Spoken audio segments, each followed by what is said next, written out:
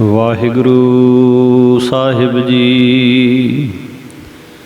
ਸਤਿਗੁਰ ਵੱਡਾ ਆਖੀਐ, ਵੱਡੇ ਦੀ ਵੱਡੀ ਵਡਿਆਈ। ਓੰਕਾਰ ਆਕਾਰ ਕਰ, ਲਖ ਦਰਿਆਓ ਨਾ ਕੀਮਤ ਪਾਈ। ਇਕ ਵਰ ਭੰਡ ਅਖੰਡ ਹੈ, ਜੀ ਜੰਤ ਕਰ ਰਿਜਕ ਦਿਵਾਈ। ਲੂੰ ਲੂੰ ਵਿੱਚ ਰਖਿਓਨ, ਕਰ ਵਰ ਭੰਡ ਕਰੋੜ ਸਮਾਈ। ਕੇਵਡ ਵੱਡਾ ਆਖੀਐ, ਕਵਣ ਥਾਉ ਕਿਸ ਪੁੱਛਾਂ ਜਾਈ। ਅਪੜ ਕੋਇ ਨਾ ਹੰਗਈ, ਸੁਣ ਸੁਣ ਆਖਣ ਆਖ ਸੁਣਾਈ। ਸਤਿਗੁਰ ਮੂਰਤ ਪ੍ਰਗਟੀ ਆਈ। ਪਰਮ ਸਤਿਕਾਰਯੋਗ ਸਤਿਗੁਰੂ ਜੀ ਦੀ ਸਾਜੀ ਅਤੇ ਨਵਾਜੀ ਹੋਈ ਸਾਧ ਸੰਗਤ ਜੀ, ਗੁਰ ਫਤਿਹ ਦੀ ਸਾਂਝ ਪਾਓ। ਆਖੋ ਜੀ ਵਾਹਿਗੁਰੂ ਜੀ ਕਾ ਖਾਲਸਾ, ਵਾਹਿਗੁਰੂ ਜੀ ਕੀ ਫਤਿਹ। ਦਾਤਾਰ ਪਾਤਸ਼ਾਹ ਜੀ ਦੀ ਅਪਾਰ ਕਿਰਪਾ ਦਾ ਸਦਕਾ ਆਪਾਂ ਸਭਨਾਂ ਨੂੰ ਪੂਰਨ ਬ੍ਰਹਮ ਗਿਆਨੀ ਮਹਾਂਪੁਰਖ ਸ਼੍ਰੀਮਾਨ ਸੰਤ ਬਾਬਾ ਈਸ਼ਰ ਸਿੰਘ ਜੀ ਮਹਾਰਾਜ ਰਾੜਾ ਸਾਹਿਬ ਵਾਲੇ ਤਿਨਾਂ ਦੇ ਪਵਿੱਤਰ ਜੀਵਨ ਦੀ ਵਿਚਾਰ ਸਰਵਣ ਕਰਨ ਦਾ, ਵਿਚਾਰ ਕਰਨ ਦਾ ਸੁਭਾਗ ਪ੍ਰਾਪਤ ਹੋ ਰਿਹਾ ਹੈ। ਆਪ ਜੀ ਪਿਛਲੇ ਭਾਗਾਂ ਦੇ ਵਿੱਚ ਹਜ਼ੂਰ ਮਹਾਰਾਜ ਜੀਆਂ ਦੇ ਪਾਵਨ ਜੀਵਨ ਦੀਆਂ ਅਮੋਲਕ ਵਿਚਾਰਾਂ, ਅਮੋਲਕ ਜੀਵਨ ਨੂੰ ਆਪ ਜੀ ਸਰਵਣ ਕਰਦੇ ਆ ਰਹੇ ਹੋ। ਪਿਛਲੇ ਭਾਗ ਦੇ ਵਿੱਚ ਆਪ ਜੀ ਨੇ ਸੰਤ ਜੀ ਮਹਾਰਾਜ ਦਾ ਅਫਰੀਕਾ ਦੀ ਧਰਤੀ 'ਤੇ ਜਾਣਾ, ਅਫਰੀਕਾ ਦੀਆਂ ਸੰਗਤਾਂ ਨੂੰ ਨਾਮ ਬਾਣੀ ਦੇ ਨਾਲ ਜੋੜਨਾ, ਔਰ ਇਸ ਸੰਬੰਧ ਦੇ ਵਿੱਚ ਜੋ ਜੋ ਉੱਥੇ ਦੇ ਬਿਰਤਾਂਤ, ਰੂਹਾਨੀ ਸੰਦੇਸ਼ ਦੇ ਲੇਖਕ ਸੰਤ ਗਿਆਨੀ ਮੋਹਨ ਸਿੰਘ ਜੀ ਆਜ਼ਾਦ, ਉਹਨਾਂ ਵੱਲੋਂ ਮਹਾਂਪੁਰਖਾਂ ਦੇ ਪਵਿੱਤਰ ਜੀਵਨ ਰੂਹਾਨੀ ਸੰਦੇਸ਼ ਦੇ ਵਿੱਚ ਦਰਜ ਕੀਤੇ ਹਨ, ਉਹ ਆਪ ਜੀ ਨੇ ਸਰਵਣ ਕੀਤੇ। ਇਸ ਤੋਂ ਅਗਲਾ ਜੋ ਵਿਚਾਰ ਸੰਤ ਜੀ ਮਹਾਰਾਜ ਕਲਕੱਤੇ ਦੀ ਧਰਤੀ 'ਤੇ ਸੰਗਤਾਂ ਦੇ ਪਿਆਰ ਦੇ ਵਿੱਚ ਜਿਵੇਂ ਜਾਂਦੇ ਹਨ, ਉਹ ਆਪ ਜੀ ਹੁਣ ਸਰਵਣ ਕਰੋਗੇ। ਅਫਰੀਕਾ ਤੋਂ ਵਾਪਸ ਆਇਆ, ਕਲਕੱਤੇ ਦੀ ਸੰਗਤ ਨੇ ਪ੍ਰੇਮ ਦੀ ਖਿੱਚ ਪਾਈ। ਆਪ ਜੀ ਕਲਕੱਤੇ ਵਾਲੀ ਸੰਗਤ ਦੇ ਪਿਆਰ ਦੇ ਬੱਝੇ ਹੋਏ ਪਰਲਬਧ ਅਨੁਸਾਰ ਜਾਣ ਵਾਸਤੇ ਬਚਨ ਕਰ ਦਿੱਤਾ। ਪਰ ਇਸ ਵਾਰੀ ਰਸਤੇ ਦੀਆਂ ਸੰਗਤਾਂ ਨੂੰ ਵੀ ਨਿਹਾਲ ਕਰਨ ਵਾਸਤੇ ਮਹਾਂਪੁਰਖਾਂ ਨੇ ਕਲਕੱਤੇ ਜਾਣ ਵਾਸਤੇ ਆਪਣੀ ਗੱਡੀ ਵਿੱਚ ਜਾਣ ਦਾ ਵਿਚਾਰ ਕੀਤਾ। ਸਟੇਸ਼ਨ ਵੈਗਨ ਗੱਡੀ ਸੀ ਮਹਾਂਪੁਰਖਾਂ ਦੀ, ਜਿਸ ਨੂੰ ਭਾਈ ਬਹਾਦਰ ਸਿੰਘ ਚਲਾਉਂਦਾ ਸੀ। 1952 ਦੇ ਵਿੱਚ 10ਵੇਂ ਮਹੀਨੇ ਕਲਕੱਤੇ ਨੂੰ ਚਾਲਾ ਪਾਇਆ। ਹਜੂਰੀਏ ਸੇਵਾਦਾਰ ਭਾਈ ਰਲਾ ਸਿੰਘ ਜੀ, ਬਾਬੂ ਕਾਹਨ ਸਿੰਘ ਜੀ ਕਰਤਾਰਪੁਰੀ, ਭਾਈ ਦਲੀਪ ਸਿੰਘ ਜੀ, ਜਥੇਦਾਰ ਬਚਨ ਸਿੰਘ ਜੀ ਜਗੇੜਾ, ਜਥੇਦਾਰ ਮਹਿੰਦਰ ਸਿੰਘ ਜੀ ਦਬੁਰਜੀ, ਭਾਈ ਭਾਗ ਸਿੰਘ ਜੀ ਕਰਤਾਰਪੁਰੀ, ਭਾਈ ਲਿਵਤਾਰ ਸਿੰਘ ਜੀ ਮਹਾਰਾਜੀਆਂ ਦੇ ਨਾਲ ਸਨ। ਰਸਤੇ ਦੇ ਵਿੱਚ 3 ਕੁਰਾਤਾਂ ਦਾ ਸਮਾਂ ਬਤੀਤ ਕੀਤਾ। ਉਸ ਤੋਂ ਬਾਅਦ ਕਲਕੱਤੇ ਦੀ ਧਰਤੀ 'ਤੇ ਪੁੱਜ ਗਏ। ਬਹੁਤ ਸਾਰੇ ਖਟੜੇ ਨਗਰ ਦੇ ਪ੍ਰੇਮੀ, ਜਿਨ੍ਹਾਂ ਦਾ ਇੱਥੇ ਬਹੁਤ ਵੱਡਾ ਕਾਰੋਬਾਰ ਹੈ, ਮਹਾਰਾਜੀਆਂ ਦੇ ਖਾਸ ਸ਼ਰਧਾਲੂਆਂ ਦੇ ਵਿੱਚੋਂ ਇਹਨਾਂ ਨੇ ਭਵਾਨੀਪੁਰ ਜੱਗੂ ਬਾਜ਼ਾਰ ਸਰਦਾਰ ਬਰਿਆਮ ਸਿੰਘ ਜੀ ਦੀ 25 ਨੰਬਰ ਕੋਠੀ ਦੇ ਵਿੱਚ ਜਥੇ ਸਮੇਤ ਮਹਾਂਪੁਰਖਾਂ ਦੀ ਰਿਹਾਇਸ਼ ਕਰਵਾਈ। ਗੁਰਦੁਆਰਾ ਜਗਤ ਸੁਧਾਰ ਕਾਲੀ ਘਾਟ, ਇੱਥੇ ਦੀਵਾਨ ਆਰੰਭ ਹੋਏ। ਪਿਛਲੀ ਵਾਰ ਇੱਥੇ ਮਹਾਂਪੁਰਸ਼ਾਂ ਨੇ ਆਪਣੇ ਹੱਥੀਂ ਲੰਗਰ ਵਰਤਾ ਕੇ ਲੰਗਰ ਸ਼ੁਰੂ ਕਰਵਾਇਆ ਸੀ। ਆਪ ਜੀ ਨੂੰ ਕਲਕੱਤੇ ਗਿਆ 2-2.5 ਮਹੀਨੇ ਦਾ ਸਮਾਂ ਅਜੇ ਬਤੀਤ ਹੋਇਆ ਸੀ ਕਿ 9 ਮਾਘ ਦਾ ਸਾਲਾਨਾ ਜੋੜ ਮੇਲਾ ਆ ਗਿਆ, ਜੋ ਕਿ ਸੰਤ ਮਹਾਰਾਜ ਬਾਬਾ ਅਤਰ ਸਿੰਘ ਜੀ ਰੇਰੂ ਸਾਹਿਬ ਵਾਲਿਆਂ ਦੀ ਯਾਦਗਾਰ ਉੱਚ ਪੱਧਰ ਤੇ ਬੜੀ ਧੂਮ-ਧਾਮ ਦੇ ਨਾਲ ਮਨਾਈ ਜਾਂਦੀ ਸੀ। ਛੋਟੇ ਸੰਤ ਜੀ ਮਹਾਰਾਜ ਸੰਤ ਕਿਸ਼ਨ ਸਿੰਘ ਜੀ ਵੱਲੋਂ ਪ੍ਰੇਮ ਭਰੀ ਪੱਤਰਕਾ ਪੁੱਜੀ। ਪ੍ਰੇਮੀ ਗੁਰਸਿੱਖਾਂ ਨੇ ਆਪਣੇ ਦਿਲੀ ਬਲਬਲੇ ਲਿਖ ਕੇ ਭੇਜੇ ਤਾਂ ਜਾਣੀ ਜਾਣ ਮਹਾਂਪੁਰਖਾਂ ਨੇ ਸਭਨਾਂ ਸ਼ਰਧਾਲੂਆਂ ਦੇ ਹਿਰਦੇ ਨਾਲ ਕੀਤੀਆਂ ਬੇਨਤੀਆਂ ਨੂੰ ਅਨੁਭਵ ਕਰਕੇ ਜਥੇ ਦੇ ਸਿੰਘਾਂ ਨੂੰ ਕਲਕੱਤੇ ਰੁਕਣ ਦੀ ਆਗਿਆ ਕੀਤੀ ਤੇ ਆਪ ਮਹਾਰਾਜ ਜੀ ਪੰਜਾਬ ਆਉਣ ਨੂੰ ਤਿਆਰ ਹੋਏ। ਉਸ ਸਮੇਂ ਕਲਕੱਤਾ ਨਿਵਾਸੀਆਂ ਨੇ ਅਰਜ਼ ਕੀਤੀ, ਗਰੀਬ ਨਵਾਜ, ਜੇ ਹਜ਼ੂਰ ਦਾ ਹੁਕਮ ਹੋਵੇ ਤਾਂ ਐਤਕੀ ਪ੍ਰਾਗਰਾਜ ਦਾ ਕੁੰਭ ਲੱਗਿਆ ਹੋਇਆ ਹੈ, ਜਥੇ ਦੇ ਸਿੰਘ ਉੱਥੇ ਦਰਸ਼ਨ ਮੇਲਾ ਕਰ ਆਵਣ। ਜਥੇ ਦੇ ਨਾਲ ਸਾਡਾ ਵੀ ਜਾਣ ਦਾ ਖਿਆਲ ਹੈ। ਸੰਤ ਜੀ ਮਹਾਰਾਜ ਕਹਿਣ ਲੱਗੇ, ਅੱਛਾ ਬਈ ਤੁਹਾਡਾ ਖੁਸ਼ਾ ਹੈ, ਪਰ ਅਸਲ ਗੱਲ ਇਹ ਹੈ ਕਿ ਸਭ ਤੋਂ ਵੱਡਾ ਤੀਰਥ ਜਿਹੜਾ ਹੈ ਉਹ ਸੰਤ ਸਮਾਗਮ ਹਰ ਕਥਾ ਹੀ ਹੁੰਦੀ ਹੈ। ਤੁਸੀਂ ਵੀ ਜ਼ਿਆਦਾਤਰ ਸਾਧੂਆਂ ਦੇ ਅਸਥਾਨਾਂ 'ਤੇ ਠਹਿਰ ਕੇ ਕਥਾ ਕੀਰਤਨ ਦਾ ਲਾਭ ਪ੍ਰਾਪਤ ਕਰਨਾ ਜੇ ਜਾਣਾ ਹੈ। ਉਸ ਸਮੇਂ ਕਲਕੱਤਾ ਨਿਵਾਸੀ ਪ੍ਰੇਮੀਆਂ ਨੇ ਪੰਜਾਬ ਮੇਲ ਗੱਡੀ ਦੀਆਂ ਸੀਟਾਂ ਬੁੱਕ ਕਰਵਾ ਲਈਆਂ ਤੇ ਉਸ ਵਿੱਚ ਸਵਾਰ ਹੋ ਕੇ ਪ੍ਰਾਗਰਾਜ ਪੁੱਜੇ। ਸੰਤ ਜੀ ਮਹਾਰਾਜ ਆਪਣੇ ਹਜੂਰੀਏ ਸੇਵਾਦਾਰ ਬਾਬੂ ਰਾੜਾ ਸਿੰਘ ਜੀ ਨਾਲ ਹਵਾਈ ਜਹਾਜ਼ ਵਿੱਚ ਬੈਠ ਕੇ ਦਿੱਲੀ ਪੁੱਜੇ। ਇੱਥੇ ਸਰਦਾਰ ਮੋਹਨ ਸਿੰਘ ਕੋਕਾ ਕੋਲਾ ਵਾਲਿਆਂ ਦੀ ਕੋਠੀ ਰਾਤ ਠਹਿਰੇ। ਦੂਸਰੇ ਦਿਨ ਇਹਨਾਂ ਦੀ ਹੀ ਕਾਰ, ਉਸਦੇ ਉੱਤੇ ਮਹਾਂਪੁਰਖ ਕਰਮਸਰ ਰਾੜਾ ਸਾਹਿਬ ਆ ਗਏ। ਸੰਗਤਾਂ ਨੂੰ ਦਰਸ਼ਨਾਂ ਦਾ ਅੰਮ੍ਰਿਤ ਬਖਸ਼ਿਸ਼ ਕੀਤਾ। ਦੋਵੇਂ ਮਹਾਂਪੁਰਖਾਂ ਨੇ ਪਰਸਪਰ ਪਿਆਰ ਦਾ ਸਬੂਤ ਦਿੰਦਿਆਂ ਇੱਕ ਦੂਜੇ ਨੂੰ ਬਹੁਤ ਪ੍ਰੇਮ ਨਾਲ ਗਲਵਕੜੀਆਂ ਪਾ ਕੇ ਮਿਲਾਪ ਕੀਤਾ। ਜੋੜ ਮੇਲੇ ਸਮੇਂ ਨਾਮ ਬਾਣੀ ਦੀ ਵਰਖਾ ਦੁਆਰਾ ਤਪਦੇ ਹਿਰਦਿਆਂ ਨੂੰ ਸ਼ਾਂਤ ਕਰਦੇ ਮਹਾਂਪੁਰਖ 18 ਦਿਨ ਪੰਜਾਬ ਦੇ ਵਿੱਚ ਠਹਿਰ ਕੇ ਉਸੇ ਤਰ੍ਹਾਂ ਕਾਰ ਦੇ ਵਿੱਚ ਦਿੱਲੀ, ਫਿਰ ਇੱਥੋਂ ਪਾਲਮਪੁਰ ਹਵਾਈ ਅੱਡੇ ਤੋਂ ਕਲਕੱਤੇ ਚਲੇ ਗਏ। ਇੱਧਰ ਜਥੇ ਦੇ ਸਿੰਘ ਕਲਕੱਤੇ ਨਿਵਾਸੀ ਕੁਝ ਪ੍ਰੇਮੀਆਂ ਦੇ ਨਾਲ ਜੋ ਕਿ ਕੁੰਭ ਦਾ ਮੇਲਾ ਵੇਖਣ ਗਏ ਸਨ, ਉਹਨਾਂ ਨੇ ਨਿਰਮਲ ਛਾਉਣੀ ਆ ਕੇ ਮਹੰਤ ਬਾਬਾ ਸੁੱਚਾ ਸਿੰਘ ਜੀ ਨੂੰ ਮਿਲਣਾ ਕੀਤਾ। ਜਥੇ ਦੀ ਰਿਹਾਇਸ਼ ਵਾਸਤੇ 2 ਤੰਬੂ ਉਹਨਾਂ ਨੇ ਦੇ ਦਿੱਤੇ। ਇੱਕ ਵਿੱਚ ਸੰਤ ਜੀ ਮਹਾਰਾਜ ਦੇ ਸੇਵਕ ਤੇ ਦੂਜੇ ਵਿੱਚ ਗ੍ਰਸਤੀ ਪ੍ਰੇਮੀ ਠਹਿਰੇ। ਜਲ ਪਾਣੀ ਤੇ ਪ੍ਰਸ਼ਾਦ ਇਸ ਦੇ ਪ੍ਰਬੰਧ ਵਾਸਤੇ ਸ੍ਰੀ ਮਹੰਤ ਜੀ ਨੇ ਸੇਵਾਦਾਰਾਂ ਦੀ ਡਿਊਟੀ ਲਾ ਦਿੱਤੀ। ਅਜੇ ਇਹਨਾਂ ਨੂੰ ਇੱਥੇ ਆਇਆ ਕੁਝ ਕੀ ਦਿਨ ਹੋਏ ਕਿ ਬੜੀ ਦੂਰੋਂ ਮਹਾਂਪੁਰਸ਼ ਰਾਤ ਦੇ ਸਮੇਂ ਇਹਨਾਂ ਦੇ ਤੰਬੂ ਦੇ ਨਜ਼ਦੀਕ ਹੀ ਬਿਰਾਜੇ। ਉਹਨਾਂ ਵਿੱਚੋਂ ਕਈ ਬਿਰਧ ਅਵਸਥਾ ਵਾਲੇ ਮਹਾਂਪੁਰਸ਼ ਧੰਨ ਬਾਬਾ ਕਰਮ ਸਿੰਘ ਜੀ ਮਹਾਰਾਜ ਦੇ ਚਰਨ ਸੇਵਕ ਸਨ।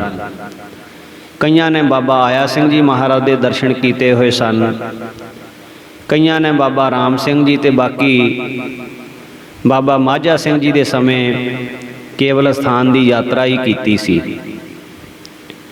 ਪਰਸਪਰ ਉਹਨਾਂ ਦੀ ਵਿਚਾਰ ਚੱਲੀ। ਇੱਕ ਮਹਾਤਮਾ ਕਹਿਣ ਲੱਗਿਆ ਕਿ ਜਿਹੋ ਜੀ ਕਠਨ ਤਪੱਸਿਆ ਬਾਬਾ ਕਰਮ ਸਿੰਘ ਜੀ ਮਹਾਰਾਜ ਹੋਤੀ ਮਰਦਾਨ ਵਾਲਿਆਂ ਨੇ ਕੀਤੀ, ਇਹੋ ਜੀ ਹਰੇਕ ਸਾਧੂ ਨਹੀਂ ਕਰ ਸਕਦਾ। ਜਿਨ੍ਹਾਂ ਨੇ ਇੱਕ ਰਸ ਲਗਾਤਾਰ 48 ਸਾਲ ਦਾ ਸਮਾਂ ਦਰਿਆ ਦੇ ਕੰਢੇ, ਹਾੜ ਹੋਵੇ ਸਿਆਲ ਹੋਵੇ, ਕੇਵਲ ਇੱਕੋ ਹੀ ਖੱਦਰ ਦੀ ਚਾਦਰ, ਉਹਦੇ ਵਿੱਚ ਹੀ ਸਮਾਂ ਬਤੀਤ ਕੀਤਾ। ਆਪਣੇ ਤਪ ਤੇਜ ਦੁਆਰਾ ਵੱਡੇ ਵੱਡੇ ਆਕੜ, ਖੂੰਖਾਰ, ਜ਼ਾਲਮ ਪਠਾਣਾਂ ਦੀਆਂ ਧੌਣਾਂ ਨੀਵੀਆਂ ਕਰ ਦਿੱਤੀਆਂ। ਉਹਨਾਂ ਵਿੱਚੋਂ ਇੱਕ ਸਾਧੂ ਕਹਿਣ ਲੱਗਾ ਕਿ ਇਸ ਸਮੇਂ ਉਹਨਾਂ ਦੀ ਜਗ੍ਹਾ 'ਤੇ ਕੌਣ ਹੈ? ਤਾਂ ਉਸ ਮਹਾਂਪੁਰਸ਼ ਨੇ ਕਿਹਾ, ਜਗ੍ਹਾ 'ਤੇ ਭਾਵੇਂ ਕੋਈ ਹੋਵੇ, ਪਰ ਅੱਜ ਕੱਲ੍ਹ ਜੋ ਕਥਾ ਕੀਰਤਨ ਅਤੇ ਲੰਗਰ ਦੀ ਮਰਜ਼ਾਦਾ ਕਰਮਸਰ ਰਾੜਾ ਸਾਹਿਬ ਵਾਲੇ ਮਹਾਂਪੁਰਖਾਂ ਨੇ ਚਲਾਈ ਹੈ, ਉਹੋ ਜਿਹੀ ਤਪੱਸਿਆ, ਲੰਗਰ ਅਤੇ ਰਿਹਾਇਸ਼ ਦਾ ਇੰਤਜ਼ਾਮ ਹੋਰ ਕਿਧਰੇ ਮਿਲਦਾ ਨਹੀਂ ਹੈ। ਤਾਂ ਫਿਰ ਇੱਕ ਸੰਤ ਬੋਲਿਆ ਵੀ ਇਹ ਅਸਥਾਨ ਕਿੱਥੇ ਕੁ ਹੈ। ਉਸ ਮਹਾਤਮਾ ਨੇ ਕਿਹਾ ਕਿ ਪੰਜਾਬ ਦੇ ਇਲਾਕੇ ਲੁਧਿਆਣੇ ਸ਼ਹਿਰ ਤੋਂ ਨਜ਼ਦੀਕ ਹੀ ਨਹਿਰ ਦੇ ਕੰਢੇ ਬਹੁਤ ਰਮਣੀਕ ਅਸਥਾਨ ਹੈ। ਉਹ ਬ੍ਰਹਮ ਗਿਆਨੀ ਮਹਾਂਪੁਰਸ਼ ਬਾਬਾ ਕਰਮ ਸਿੰਘ ਜੀ ਮਹਾਰਾਜ ਦੇ ਪੋਤੇ ਚੇਲੇ ਹਨ। ਇਹਨਾਂ ਵਿੱਚੋਂ ਇੱਕ ਸਾਧੂ ਨੇ ਕਿਹਾ ਵੀ ਆਹ ਨਾਲ ਦੇ ਤੰਬੂ ਦੇ ਵਿੱਚ ਪਰਸੋਂ ਦੇ ਜਿਹੜੇ ਸਫੈਦ ਵਸਤਰਾਂ ਵਾਲੀ ਮੰਡਲੀ ਆਈ ਹੋਈ ਹੈ, ਇਹ ਰਾੜਾ ਸਾਹਿਬ ਵਾਲੇ ਮਹਾਂਪੁਰਸ਼ਾਂ ਦੀ ਸੇਵਾ ਕਰਦੇ ਹਨ, ਉਹਨਾਂ ਦੇ ਸੇਵਕ ਹੀ ਹਨ, ਜੋ ਕੱਲ੍ਹ ਅਤੇ ਅੱਜ ਵੀ ਰਾਤ ਦੇ 1 ਵਜੇ ਜਾਗ ਕੇ ਇਸ਼ਨਾਨ ਕਰਦੇ ਹਨ। ਅਸੀਂ ਦੇਖਿਆ ਹੈ। ਉਪਰੰਤ ਇਕੱਲੀ ਚਾਦਰ ਲੈ ਕੇ ਦਿਨ ਚੜ੍ਹੇ ਤੱਕ ਭਜਨ ਸਿਮਰਨ ਵਿੱਚ ਬੈਠੇ ਰਹਿੰਦੇ ਹਨ। ਇਹ ਬਾਬਾ ਕਰਮ ਸਿੰਘ ਜੀ ਮਹਾਰਾਜ ਵਾਲੀ ਮਰਿਆਦਾ ਕਰਮਸਰ ਰਾੜਾ ਸਾਹਿਬ ਤੋਂ ਬਿਨਾਂ ਹੋਰ ਕਿਧਰੇ ਲੱਭਦੀ ਨਹੀਂ। ਭਾਵੇਂ ਕਿ ਇਹ ਸਾਰੇ ਬਚਨ ਉਹਨਾਂ ਨੇ ਬਹੁਤ ਸਹਿਜੇ ਸਹਿਜੇ ਕੀਤੇ ਸਨ, ਪਰ ਸੰਤ ਜੀ ਮਹਾਰਾਜ ਦੇ ਹਜ਼ੂਰੀਏ ਸੇਵਾਦਾਰ ਰਾਗੀ ਜਥੇਦਾਰ ਬਚਨ ਸਿੰਘ, ਜੋ ਬਿਲਕੁਲ ਨਾਲ ਦੇ ਤੰਬੂ ਦੇ ਵਿੱਚ ਇਹਨਾਂ ਵਾਲੇ ਪਾਸੇ ਹੀ ਪਏ ਸਨ, ਉਹਨਾਂ ਨੇ ਸੁਣ ਲਏ ਅਤੇ ਉਹਨਾਂ ਨੇ ਬਾਅਦ ਦੇ ਵਿੱਚ ਜਦੋਂ ਮਹਾਂਪੁਰਖਾਂ ਦਾ ਜੀਵਨ ਲਿਖਿਆ ਗਿਆ ਤਾਂ ਸੰਤ ਗਿਆਨੀ ਮੋਹਨ ਸਿੰਘ ਜੀ ਆਜ਼ਾਦ ਨੂੰ ਉਹਨਾਂ ਨੇ ਇਹ ਸਾਰੇ ਬਚਨ ਸੁਣਾਏ ਸਨ। ਇਹ ਹਿੰਦੁਸਤਾਨ ਦੇ ਕੋਨੇ-ਕੋਨੇ ਦੇ ਸਾਰੇ ਭੇਖਾਂ ਦੇ ਸਾਧੂ ਵੀ ਸੰਤ ਜੀ ਮਹਾਰਾਜ ਰਾੜਾ ਸਾਹਿਬ ਵਾਲਿਆਂ ਦਾ ਜਸ ਕਰਦੇ ਸਨ। ਕਲਕੱਤੇ ਆਪ ਤਕਰੀਬਨ 2 ਮਹੀਨਿਆਂ ਦਾ ਅਰਸਾ ਠਹਿਰੇ। ਖਟੜਿਆਂ ਵਾਲੀ ਸੰਗਤ ਹੀ ਜ਼ਿਆਦਾ ਸੇਵਾ ਦੇ ਵਿੱਚ ਹਾਜ਼ਰ ਰਹੀ। ਸੇਵਾ ਤਾਂ ਹੋਰ ਵੀ ਬਹੁਤਿਆਂ ਨੇ ਕੀਤੀ, ਪਰ ਖਟੜੇ ਵਾਲੇ ਪ੍ਰੇਮੀਆਂ ਦਾ ਬਹੁਤਾ ਵਿੱਚ ਸੇਵਾ ਦੇ ਯੋਗਦਾਨ ਸੀ। ਆਖਰੀ ਦਿਨ ਅੰਮ੍ਰਿਤ ਸੰਚਾਰ ਹੋਇਆ। ਬੇਅੰਤ ਪ੍ਰੇਮੀਆਂ ਨੇ ਖੰਡੇ ਬਾਟੇ ਦਾ ਅੰਮ੍ਰਿਤ ਛਕਿਆ। ਇਸੇ ਪ੍ਰਕਾਰ ਸਰਦਾਰ ਬਲਵੰਤ ਸਿੰਘ ਕਿਲ੍ਹਾ ਹਾਂਸ ਵਾਲੇ, ਇਹ ਵੀ ਮਹਾਂਪੁਰਸ਼ਾਂ ਦੇ ਅਨੰਨ ਪ੍ਰੇਮੀ ਸਨ। ਆਪ ਜੀ ਫਿਰ ਪਟਨਾ, ਦਾਨਾਪੁਰ ਇਹ ਰਹਿੰਦੇ ਸਨ। ਇਹਨਾਂ ਦੇ ਵੱਡੇ ਭਰਾਤਾ ਭਾਈ ਸਾਹਿਬ ਸਰਦਾਰ ਗੁਰਮੁਖ ਸਿੰਘ ਜੀ ਰੇਲਵੇ ਦੇ ਇੰਸਪੈਕਟਰ ਸਨ। ਇਹਨਾਂ ਦੋਹਾਂ ਪ੍ਰੇਮੀਆਂ ਦੀ ਸੰਗਤ ਕਰਕੇ ਕਈ ਹੋਰ ਪ੍ਰੇਮੀ ਸਰਦਾਰ ਮੰਗਤ ਸਿੰਘ, ਦਰਸ਼ਨ ਸਿੰਘ, ਇਹ ਵੀ ਮਹਾਂਪੁਰਸ਼ਾਂ ਦੇ ਅੰਮ੍ਰਿਤਮਈ ਬਚਨ ਸੁਣਨ ਦੀ ਤਾਂਘ ਰੱਖਦੇ ਸਨ। 1953 ਦੇ ਮਾਰਚ ਦੇ ਮਹੀਨੇ ਆਪ ਜੀ ਪਾਸ ਰਾਂਚੀ ਤੋਂ ਪ੍ਰੇਮੀਆਂ ਨੇ ਪੁੱਜ ਕੇ ਬੇਨਤੀ ਕੀਤੀ। ਮਹਾਂਪੁਰਸ਼ਾਂ ਨੇ ਇਹਨਾਂ ਦੀ ਸ਼ਰਧਾ ਵੇਖ ਕੇ ਸਮਾਂ ਬਖਸ਼ ਦਿੱਤਾ ਅਤੇ ਕਲਕੱਤੇ ਦੀਆਂ ਬਿਰਹੋਂ ਕੁੱਠੀਆਂ ਸੰਗਤਾਂ ਨੂੰ ਸੱਜਲ ਨੇਤਰਾਂ ਨਾਲ ਵਿਦਾਇਗੀ ਬਖਸ਼ ਕੇ ਪ੍ਰਭੂ ਦੇ ਹੁਕਮ ਵਜਾਉਣ ਵਾਸਤੇ ਰਾਂਚੀ ਨੂੰ ਚੱਲ ਪਏ। ਆਪਣੀ ਸ਼ਰਧਾ ਦਾ ਪ੍ਰਗਟਾਵਾ ਕਰਨ ਲਈ 10 ਟਰੱਕ, 13 ਕਾਰਾਂ, ਬੈਂਡ ਬਾਜੇ ਵਜਾਉਂਦੇ 7 ਮੀਲ ਅੱਗੇ ਤੋਂ ਸਵਾਗਤ ਕਰਦੇ, ਫੁੱਲਾਂ ਦੀ ਬਾਰਿਸ਼ ਕਰਦੇ, ਬਹੁਤ ਵੱਡੇ ਇੱਕ ਜਲੂਸ ਦੀ ਸ਼ਕਲ ਦੇ ਵਿੱਚ 3 ਘੰਟੇ ਵਿੱਚ ਰਾਂਚੀ ਪੁੱਜੇ। ਰਾਂਚੀ ਵਾਲੇ ਸੰਤ ਮੋਹਨ ਸਿੰਘ ਜੀ ਵੀ ਸੰਗਤਾਂ ਦੇ ਨਾਲ ਸਵਾਗਤ ਕਰਨ ਵਾਸਤੇ ਸ਼ਾਮਲ ਹੋਏ। ਸਭ ਤੋਂ ਪਹਿਲਾਂ ਮੇਨ ਰੋਡ 'ਤੇ ਸੁਸ਼ੋਭਿਤ ਗੁਰਦੁਆਰਾ ਸਾਹਿਬ ਸਿੰਘ ਸਭਾ, ਉੱਥੇ ਪੁੱਜ ਕੇ ਬੇਅੰਤ ਭੇਟਾ ਰੱਖ ਕੇ ਮਹਾਰਾਜੀਆਂ ਨੇ ਨਮਸਕਾਰ ਕੀਤੀ। ਫਿਰ ਸਰਦਾਰ ਦਰਸ਼ਨ ਸਿੰਘ ਦੀ ਕੋਠੀ ਰਿਹਾਇਸ਼ ਕੀਤੀ। ਸੰਗਤਾਂ ਦਾ ਪ੍ਰੇਮ, ਦੀਵਾਨ ਦੀਆਂ ਹਾਜ਼ਰੀਆਂ, ਘਰਾਂ ਵਿੱਚ ਮਹਾਂਪੁਰਸ਼ਾਂ ਦੇ ਚਰਨ ਪਵਾਉਣ ਦਾ ਉਤਸ਼ਾਹ ਉਹਨਾਂ ਦੀ ਸ਼ਰਧਾ ਅਤੇ ਪ੍ਰੇਮ ਦਾ ਸੂਚਕ ਸੀ। ਆਪ ਜੀ ਦੇ ਪ੍ਰੇਮ ਬੰਧਨ ਵਿੱਚ ਔਰ ਇਸੇ ਪ੍ਰਕਾਰ ਜੋ ਸੰਗਤਾਂ ਦਾ ਪ੍ਰੇਮ ਸੀ, 17 ਦਿਨ ਮਹਾਂਪੁਰਖ ਰਾਂਚੀ ਦੀ ਧਰਤੀ 'ਤੇ ਰੁਕੇ, ਗੁਰਸ਼ਬਦ ਦੀ ਵਿਚਾਰ ਔਰ ਅੰਮ੍ਰਿਤ ਨਾਮ ਦੀ ਵਰਖਾ ਕਰਦੇ ਰਹੇ। ਘਰਾਂ ਵਿੱਚ ਚਰਨ ਪਾਉਣ ਵਾਲੇ ਪ੍ਰੇਮੀਆਂ ਦਾ ਇਤਨਾ ਪ੍ਰੇਮ ਸੀ ਕਿ ਪੂਰੀ ਲਿਸਟ ਮੁਤਾਬਕ 17 ਦਿਨਾਂ ਵਿੱਚ ਸਾਰੀ ਸੰਗਤ ਦੇ ਘਰਾਂ ਵਿੱਚ ਚਰਨ ਨਾ ਪੈ ਸਕੇ। 105 ਪ੍ਰੇਮੀ ਇਹੋ ਜਿਹੇ ਰਹਿ ਗਏ ਜਿਨ੍ਹਾਂ ਦੀ ਉਡੀਕ ਉਡੀਕ ਹੀ ਰਹੀ, ਮਹਾਂਪੁਰਖ ਉਹਨਾਂ ਦੇ ਘਰਾਂ ਵਿੱਚ ਨਾ ਜਾ ਸਕੇ। ਇਸੇ ਪ੍ਰਕਾਰ ਪਿੰਡ ਸ਼ੰਕਰ ਦਾ ਸਰਦਾਰ ਦਲੀਪ ਸਿੰਘ ਟਰੱਕਾਂ ਵਾਲੇ, ਉਹਨੇ ਵੀ ਬਹੁਤ ਵੱਧ ਚੜ੍ਹ ਕੇ ਸੇਵਾ ਕੀਤੀ। ਹੋਰ ਵੀ ਬੇਅੰਤ ਪ੍ਰੇਮੀ ਜਿਨ੍ਹਾਂ ਦਾ ਨਾਮ ਜੇ ਸਾਰਿਆਂ ਦਾ ਨਾਮ ਲਈਏ ਤਾਂ ਫਿਰ ਬਹੁਤ ਸਮਾਂ ਲੱਗੇਗਾ। ਇੱਕ ਤੋਂ ਇੱਕ ਚੜ੍ਹਦੀ ਕਲਾ ਦੇ ਨਾਲ ਸੇਵਾ ਕਰਨ ਵਾਲੇ ਸਾਰੇ ਗੁਰਮੁਖ ਮਹਾਂਪੁਰਸ਼ਾਂ ਦੇ ਪ੍ਰੇਮ ਦੇ ਵਿੱਚ ਸੇਵਾ ਕਰਦੇ ਤੇ ਮਹਾਂਪੁਰਖਾਂ ਦੀਆਂ ਖੁਸ਼ੀਆਂ ਲੈਂਦੇ। ਸੋ ਇਸੇ ਪ੍ਰਕਾਰ ਮਹਾਂਪੁਰਖ ਰਾਂਚੀ ਤੋਂ ਵਿਦਾਇਗੀ ਲੈ ਕੇ ਪਟਨਾ ਸਾਹਿਬ ਆ ਗਏ। ਸਰਦਾਰ ਅਰਜਨ ਸਿੰਘ ਜੀ ਜੋ ਉਸ ਵੇਲੇ ਤਖਤ ਸਾਹਿਬ ਦੀ ਕਮੇਟੀ ਦੇ ਪ੍ਰਧਾਨ ਸਨ, ਸਰਦਾਰ ਲਛਮਣ ਸਿੰਘ ਜੀ ਗਾਰਡ, ਇਹਨਾਂ ਨੇ ਸੰਤ ਜੀ ਮਹਾਰਾਜ ਦੇ ਅਲੌਕਿਕ ਸਰੂਪ ਅੱਗੇ ਤਨੋਂ ਮਨੋਂ ਨਮਸਕਾਰਾਂ ਕਰਕੇ ਬਹੁਤ ਪਿਆਰਾ ਅਨੁਭਵ ਹਾਸਲ ਕੀਤਾ। ਮਹਾਂਪੁਰਸ਼ਾਂ ਨੂੰ ਨਮਸਕਾਰ ਦਾ ਫਲ ਬੇਅੰਤ ਪ੍ਰਾਪਤ ਹੁੰਦਾ ਹੈ। ਸੋ ਇਸ ਪ੍ਰਕਾਰ ਪ੍ਰਧਾਨ ਅਰਜਨ ਸਿੰਘ ਨੇ ਭਾਵਨਾ ਨਾਲ ਜਥੇ ਸਮੇਤ ਆਪ ਜੀ ਦੀ ਬਹੁਤ ਸੇਵਾ ਕੀਤੀ। ਰਹਿਸ਼ ਦਾਨਾਪੁਰ ਕਰਵਾਈ। ਇੱਥੇ ਪ੍ਰਧਾਨ ਅਰਜਨ ਸਿੰਘ ਦਾ ਬੰਗਲਾ ਸੀ। ਬੜੇ ਚਾਅ ਦੇ ਨਾਲ ਬਹੁਤ ਸੇਵਾ ਕੀਤੀ। ਔਰ ਸਰਬੰਸਦਾਨੀ ਗੁਰੂ ਕਲਗੀਧਰ ਮਹਾਰਾਜ ਜੀਆਂ ਦੇ ਪ੍ਰਗਟ ਅਸਥਾਨ ਤਖਤ ਸਾਹਿਬ ਦੇ ਉੱਤੇ ਮਹਾਂਪੁਰਖਾਂ ਦੇ ਕੀਰਤਨ ਦੀਵਾਨ ਰਖਾਏ ਗਏ। ਸਾਰੇ ਸ਼ਹਿਰ ਵਿੱਚ ਖਬਰਾਂ ਹੋ ਗਈਆਂ, ਦੂਰ ਦੂਰ ਤੋਂ ਸੰਗਤ ਆਉਂਦੀ। ਆਖਰੀ ਦਿਨ ਅੰਮ੍ਰਿਤ ਸੰਚਾਰ ਵੀ ਹੋਇਆ। ਵਿਦਾਇਗੀ ਸਮੇਂ ਤਖਤ ਸਾਹਿਬ ਵੱਲੋਂ ਸ੍ਰੀ ਸਾਹਿਬ ਤੇ ਸਿਰੋਂ ਪਾਓ ਅਤੇ ਮਾਇਆ ਵੀ ਭੇਟ ਕੀਤੀ। ਪ੍ਰਧਾਨ ਅਰਜਨ ਸਿੰਘ ਨੇ ਨਿਰੋਲ ਭਾਉ ਭਗਤੀ ਵਾਲੇ ਧਾਰਮਿਕ ਬਚਨ ਕਰਦਿਆਂ ਸਿਫਤ ਕੀਤੀ ਕਿ ਇਹ ਪਹਿਲਾ ਸਮਾਂ ਹੈ ਜਦੋਂ ਤਖਤ ਸਾਹਿਬ ਤੇ ਸਿੱਧੀਆਂ ਧਾਰਨਾ ਵਾਲਾ ਕੀਰਤਨ ਹੋਇਆ ਹੈ। ਅੱਗੇ ਪਿੱਛੇ ਕੇਵਲ ਗੁਰਬਾਣੀ ਦਾ ਕੀਰਤਨ, ਅਖੰਡ ਕੀਰਤਨ ਹੀ ਹੁੰਦਾ ਹੈ। ਜੇ ਕਥਾ ਹੁੰਦੀ ਹੈ ਤਾਂ ਅਲੱਗਾ ਹੁੰਦੀ ਹੈ, ਪਰ ਆ ਪਹਿਲੀ ਵਾਰੀ ਸਮਾਂ ਹੈ ਜਦੋਂ ਮਹਾਂਪੁਰਖਾਂ ਨੇ ਇੱਥੇ ਦੀਵਾਨ ਸਜਾਏ ਹਨ। ਸਿੱਧੀਆਂ ਧਾਰਨਾ ਦਾ ਕੀਰਤਨ ਹੋਇਆ ਹੈ, ਨਾਲ ਸ਼ਬਦ ਦੀ ਕਥਾ ਹੋਈ ਹੈ।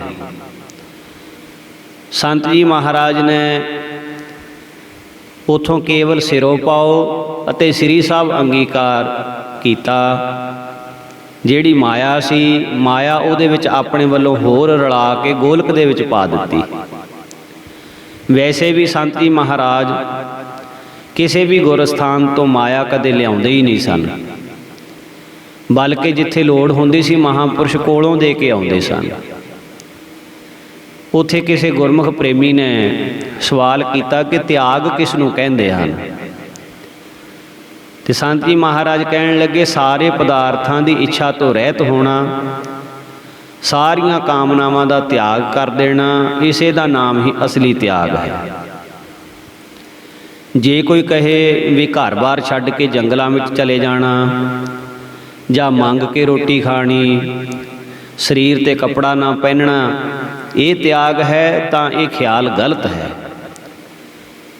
ਇਸ ਦੇ ਨਾਲ ਕੋਈ ਤਿਆਗ ਨਹੀਂ ਆਖਿਆ ਜਾਂਦਾ। ਸ਼ੇਖ ਸਾਦੀ ਨੂੰ ਕਿਸੇ ਨੇ ਪੁੱਛਿਆ ਕਿ ਸਖਾਵਤ ਕਿਸ ਨੂੰ ਕਹਿੰਦੇ ਹਨ, ਤਾਂ ਉਸਨੇ ਉੱਤਰ ਦਿੱਤਾ ਕਿ ਭੁੱਖੇ ਮਨੁੱਖ ਦੀ ਭੁੱਖ ਨੂੰ ਵੰਡ ਲੈਣਾ ਹੀ ਵੱਡੀ ਸਖਾਵਤ ਹੈ। ਫਿਰ ਉਹਨੇ ਕਿਹਾ ਵੀ ਸਖਾਵਤ ਦਿਲ ਨਾਲ ਹੁੰਦੀ ਹੈ ਜਾਂ ਪੈਸੇ ਨਾਲ ਹੁੰਦੀ ਹੈ? ਤਾਂ ਸ਼ੇਖ ਸਾਦੀ ਕਹਿੰਦਾ, ਮਨੁੱਖ ਵੱਡਾ ਉਮਰ ਨਾਲ ਨਹੀਂ ਸਗੋਂ ਅਕਲ ਨਾਲ ਹੁੰਦਾ ਹੈ। ਸਖਾਵਤ ਪੈਸੇ ਨਾਲ ਨਹੀਂ ਸਗੋਂ ਦਿਲ ਨਾਲ ਹੁੰਦੀ ਹੈ। ਪੈਸਾ ਕੋਲ ਹੋਵੇ ਵੀ ਪਰ ਦਿਲ ਨਾ ਹੋਵੇ ਤਾਂ ਉਸ ਪੈਸੇ ਦੇ ਨਾਲ ਕਿਸੇ ਦਾ ਦੁੱਖ ਆਪਾਂ ਦੂਰ ਨਹੀਂ ਕਰ ਸਕਦੇ, ਕਿਉਂਕਿ ਦਿਲ ਨਹੀਂ ਹੈ। ਜੇ ਦਿਲ ਹੋਵੇ, ਪੈਸਾ ਨਾ ਵੀ ਹੋਵੇ, ਤਾਂ ਫਿਰ ਵੀ ਦੂਜੇ ਦੇ ਦੁੱਖ ਨੂੰ ਵੰਡਿਆ ਜਾਂਦਾ ਹੈ। ਤਾਂ ਫਿਰ ਅੱਗੇ ਆਇਆ ਵੀ ਤਿਆਗ ਦਾ ਕੀ ਸਰੂਪ ਹੈ? ਤਾਂ ਦੱਸਣਾ ਕੀਤਾ ਕਿ ਮਨ ਦੀ ਉਦਾਰਤਾ ਤੇ ਮਾਇਆ ਵੱਲੋਂ ਨਿਰਲੇਪਤਾ ਹੀ ਤਿਆਗ ਦਾ ਸਰੂਪ ਹੈ। ਸਾਖੀਆਂ ਵਿੱਚ ਵੀ ਲਿਖਿਆ ਆਉਂਦਾ ਹੈ, ਜ਼ਾਹਿਰ ਅਮੀਰੀ ਬਾਤਨ ਫਕੀਰੀ, ਸ਼ਸਤਰ ਗਰੀਬ ਕੀ ਰੱਖਿਆ ਜਰਵਾਣੇ ਕੀ ਭਖਿਆ। ਬਾਬਾ ਨਾਨਕ ਨੇ ਸੰਸਾਰ ਨਹੀਂ ਤਿਆਗਿਆ, ਮਾਇਆ ਤਿਆਗੀ। ਸੋ ਮਾਇਆ ਦੀ ਭੁੱਖ ਤਿਆਗੇ ਬਿਨਾ ਨਿਰਲੇਪਤਾ, ਇਹਦਾ ਤਾਂ ਕੋਈ ਅਰਥ ਹੀ ਨਹੀਂ ਹੈ। ਨਾਦਰ ਸ਼ਾਹ ਨੂੰ ਲਾਹੌਰ ਦੇ ਸੂਬੇ ਜ਼ਕਰੀਆ ਖਾਨ ਨੇ ਸਿੰਘਾਂ ਦੇ ਤਿਆਗ ਬਾਰੇ ਇਸ ਤਰ੍ਹਾਂ ਦੱਸਿਆ ਸੀ ਕਿ ਜਿੱਥੇ ਆਜ਼ਾਦ ਨੇ ਪੰਛੀ ਹੁਸਨ ਦੀਆਂ ਬੇਖਬਰ ਫਾਹੀਆਂ, ਇਸ਼ਕ ਨੂੰ ਜ਼ੁਲਫ ਦੀ ਛਾਵੇਂ ਕਦੇ ਨਹੀਂ ਨੀਂਦਰਾਂ ਆਈਆਂ। ਪਏ ਨੇ ਤਾਜ ਪੈਰਾਂ ਤੇ ਨਵਾਬੀ ਠੋਕਰਾਂ ਖਾਂਦੀ, ਇਹਨਾਂ ਮੌਲਾ ਦੇ ਬੰਦਿਆਂ ਨੂੰ ਕੋਈ ਸ਼ੋਹਰਤ ਨਹੀਂ ਪਾਉਂਦੀ। ਸੋ ਤਿਆਗ ਤੋਂ ਬਿਨਾਂ ਮਨੁੱਖ ਵਿੱਚ ਖੁਦੀ ਅਤੇ ਬੇਪਰਵਾਹੀ ਆ ਹੀ ਨਹੀਂ ਸਕਦੀ। ਬੇਪਰਵਾਹੀ ਹੋਵੇਗੀ ਉਸ ਦੇ ਵਿੱਚ ਜੋ ਤਿਆਗੀ ਹੈ। ਜੋ ਇੱਛਾ ਦਾ ਬੱਝਿਆ ਹੋਇਆ ਉਹ ਬੇਪਰਵਾਹ ਨਹੀਂ ਹੋ ਸਕਦਾ। ਸੋ ਇੱਥੋਂ ਫਿਰ ਮਹਾਰਾਜੀਆਂ ਨੇ ਪੰਜਾਬ ਨੂੰ ਆਉਣ ਵਾਸਤੇ ਅੰਮ੍ਰਿਤ ਵੇਲੇ ਚਾਲੇ ਪਾਏ।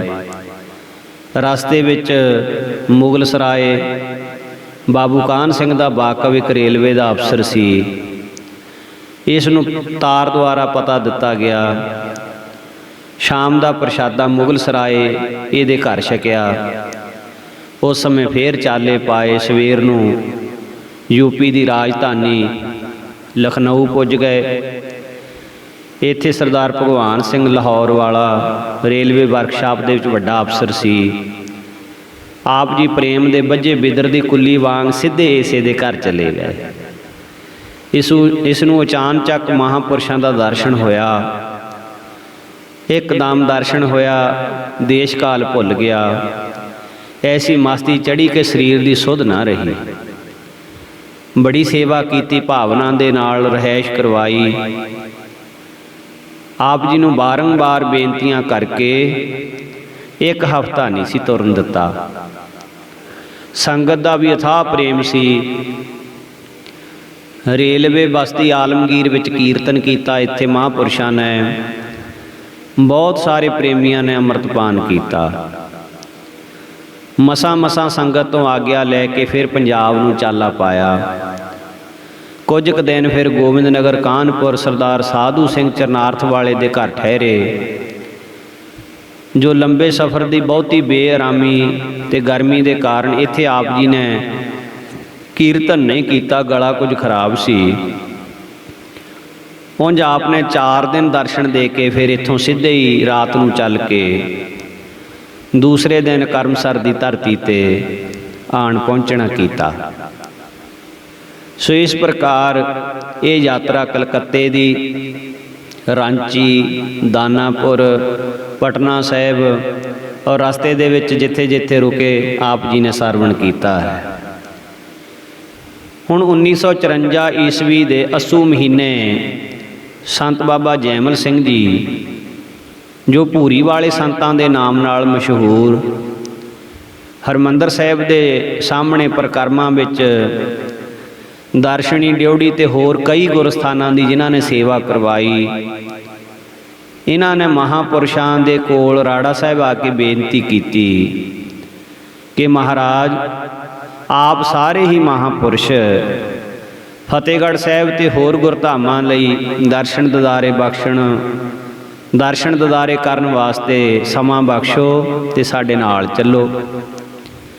ਸੰਤ ਭਗਵਾਨ ਸਿੰਘ ਜੀ ਰੇਰੂ ਸਾਹਿਬ ਵਾਲੇ, ਸੰਤ ਗੁਰਬਚਨ ਸਿੰਘ ਜੀ ਬਾਹੋ ਮਾਜਰੇ ਵਾਲੇ, ਇਹ ਸਾਰੇ ਮਹਾਂਪੁਰਖ ਤਿਆਰ ਹਨ। ਤੇ ਉਹਨਾਂ ਨੇ ਵੀ ਇਹੀ ਕਿਹਾ ਹੈ ਕਿ ਸੰਤ ਜੀ ਰਾੜਾ ਸਾਹਿਬ ਵਾਲੇ ਚੱਲਣ ਤਾਂ ਫਿਰ ਅਸੀਂ ਵੀ ਸਾਰੇ ਚੱਲਾਂਗੇ। ਹਜੂਰ ਮੁਸਕਰਾਏ ਤੇ ਕੁਝ ਸਮੇਂ ਬਾਅਦ ਬਚਨ ਕੀਤਾ, ਚੰਗਾ ਸੰਤੋ, ਅਸੀਂ ਵੀ ਸਾਰੀ ਸੰਤ ਮੰਡਲੀ ਦੇ ਨਾਲ ਹੀ ਹਾਂ। ਤੁਸੀਂ ਛੋਟੇ ਸੰਤ ਜੀ ਨੂੰ ਤਿਆਰ ਕਰ ਲਵੋ। ਭੂਰੀ ਵਾਲੇ ਸੰਤਾਂ ਦੀ ਬੇਨਤੀ ਮੰਨ ਕੇ ਛੋਟੇ ਮਹਾਰਾਜ ਜੀ ਵੀ ਤਿਆਰ ਹੋ ਗਏ।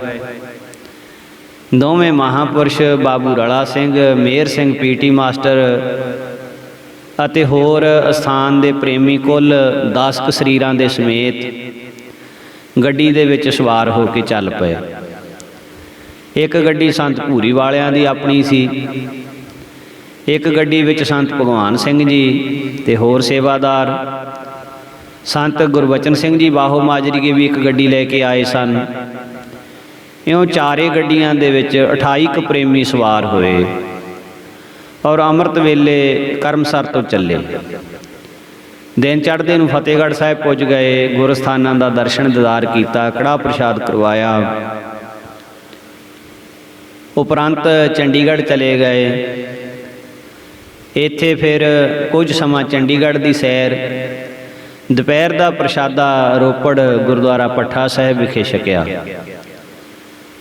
इस पावन धरती ते जिथे सरबंसदानी दे नीले दे पौड़ां दे चिन्ह सदीवी यादगार है। कड़ाह प्रसाद की देग सजवा के अस्थान की यात्रा की। अगे परिवार विछोड़े का दर्शन किया। कीरतपुर साहिब पुजे, पतालपुरी बाबा गुरदित्ता जी का अस्थान अते होर गुरधामां गुरु की यादगारां नूं देखिया, दर्शन कीते। सब थाई कड़ाह प्रसाद की देगा, कड़ाह प्रसाद की देग ते भेटा अर्पण की। शाम नूं श्री आनंदपुर साहिब तख्त श्री केसगढ़ साहिब का दीदार किया। दरिया सतलुज के किनारे शिवालिक दीआं खुश्क पहाड़ियां दे पैरां विच सतगुरु गुरु तेग बहादुर साहिब जी की वसाई हुई। सतगुरु गुरु गोबिंद सिंह जी महाराज की निहाल की। खालसे पंथ की जन्मदाती श्री आनंदपुर साहिब की पवित्र नगरी।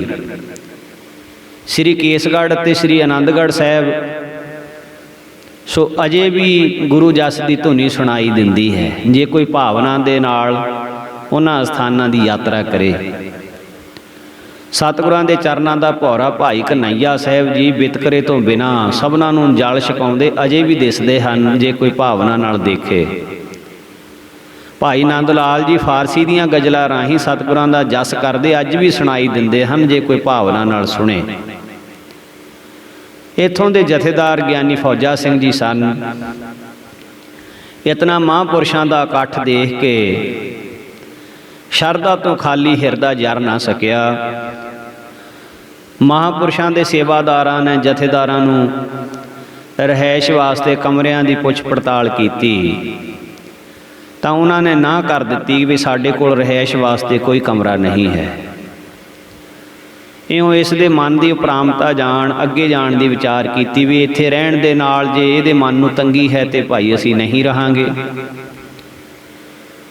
पर उस समय गुरु कलगीधर महाराज सच्चे पातशाह ने ऐसी खेड वरताई कि बाबा कन्हैया साहिब जी की संप्रदाय के निर्माण सेवक संत सेवा सिंह जी जो उस वेले सेवा करते सन, उन्होंने किसी ने जाके दस दिता कि इस तरह करके राड़ा साहिब वाले महापुरुष बाबा जयमल सिंह जी भूरी वाले ते संत रेरू साहिब वाले संत भगवान सिंह जी ते होर संत मंडली दर्शन दीदार करन वास्ते स्थानां दे आए हुए हैं ते उन्हां नूं रहैश वास्ते कमरा देण तो जथेदार साहब ने इनकार कर दिता है।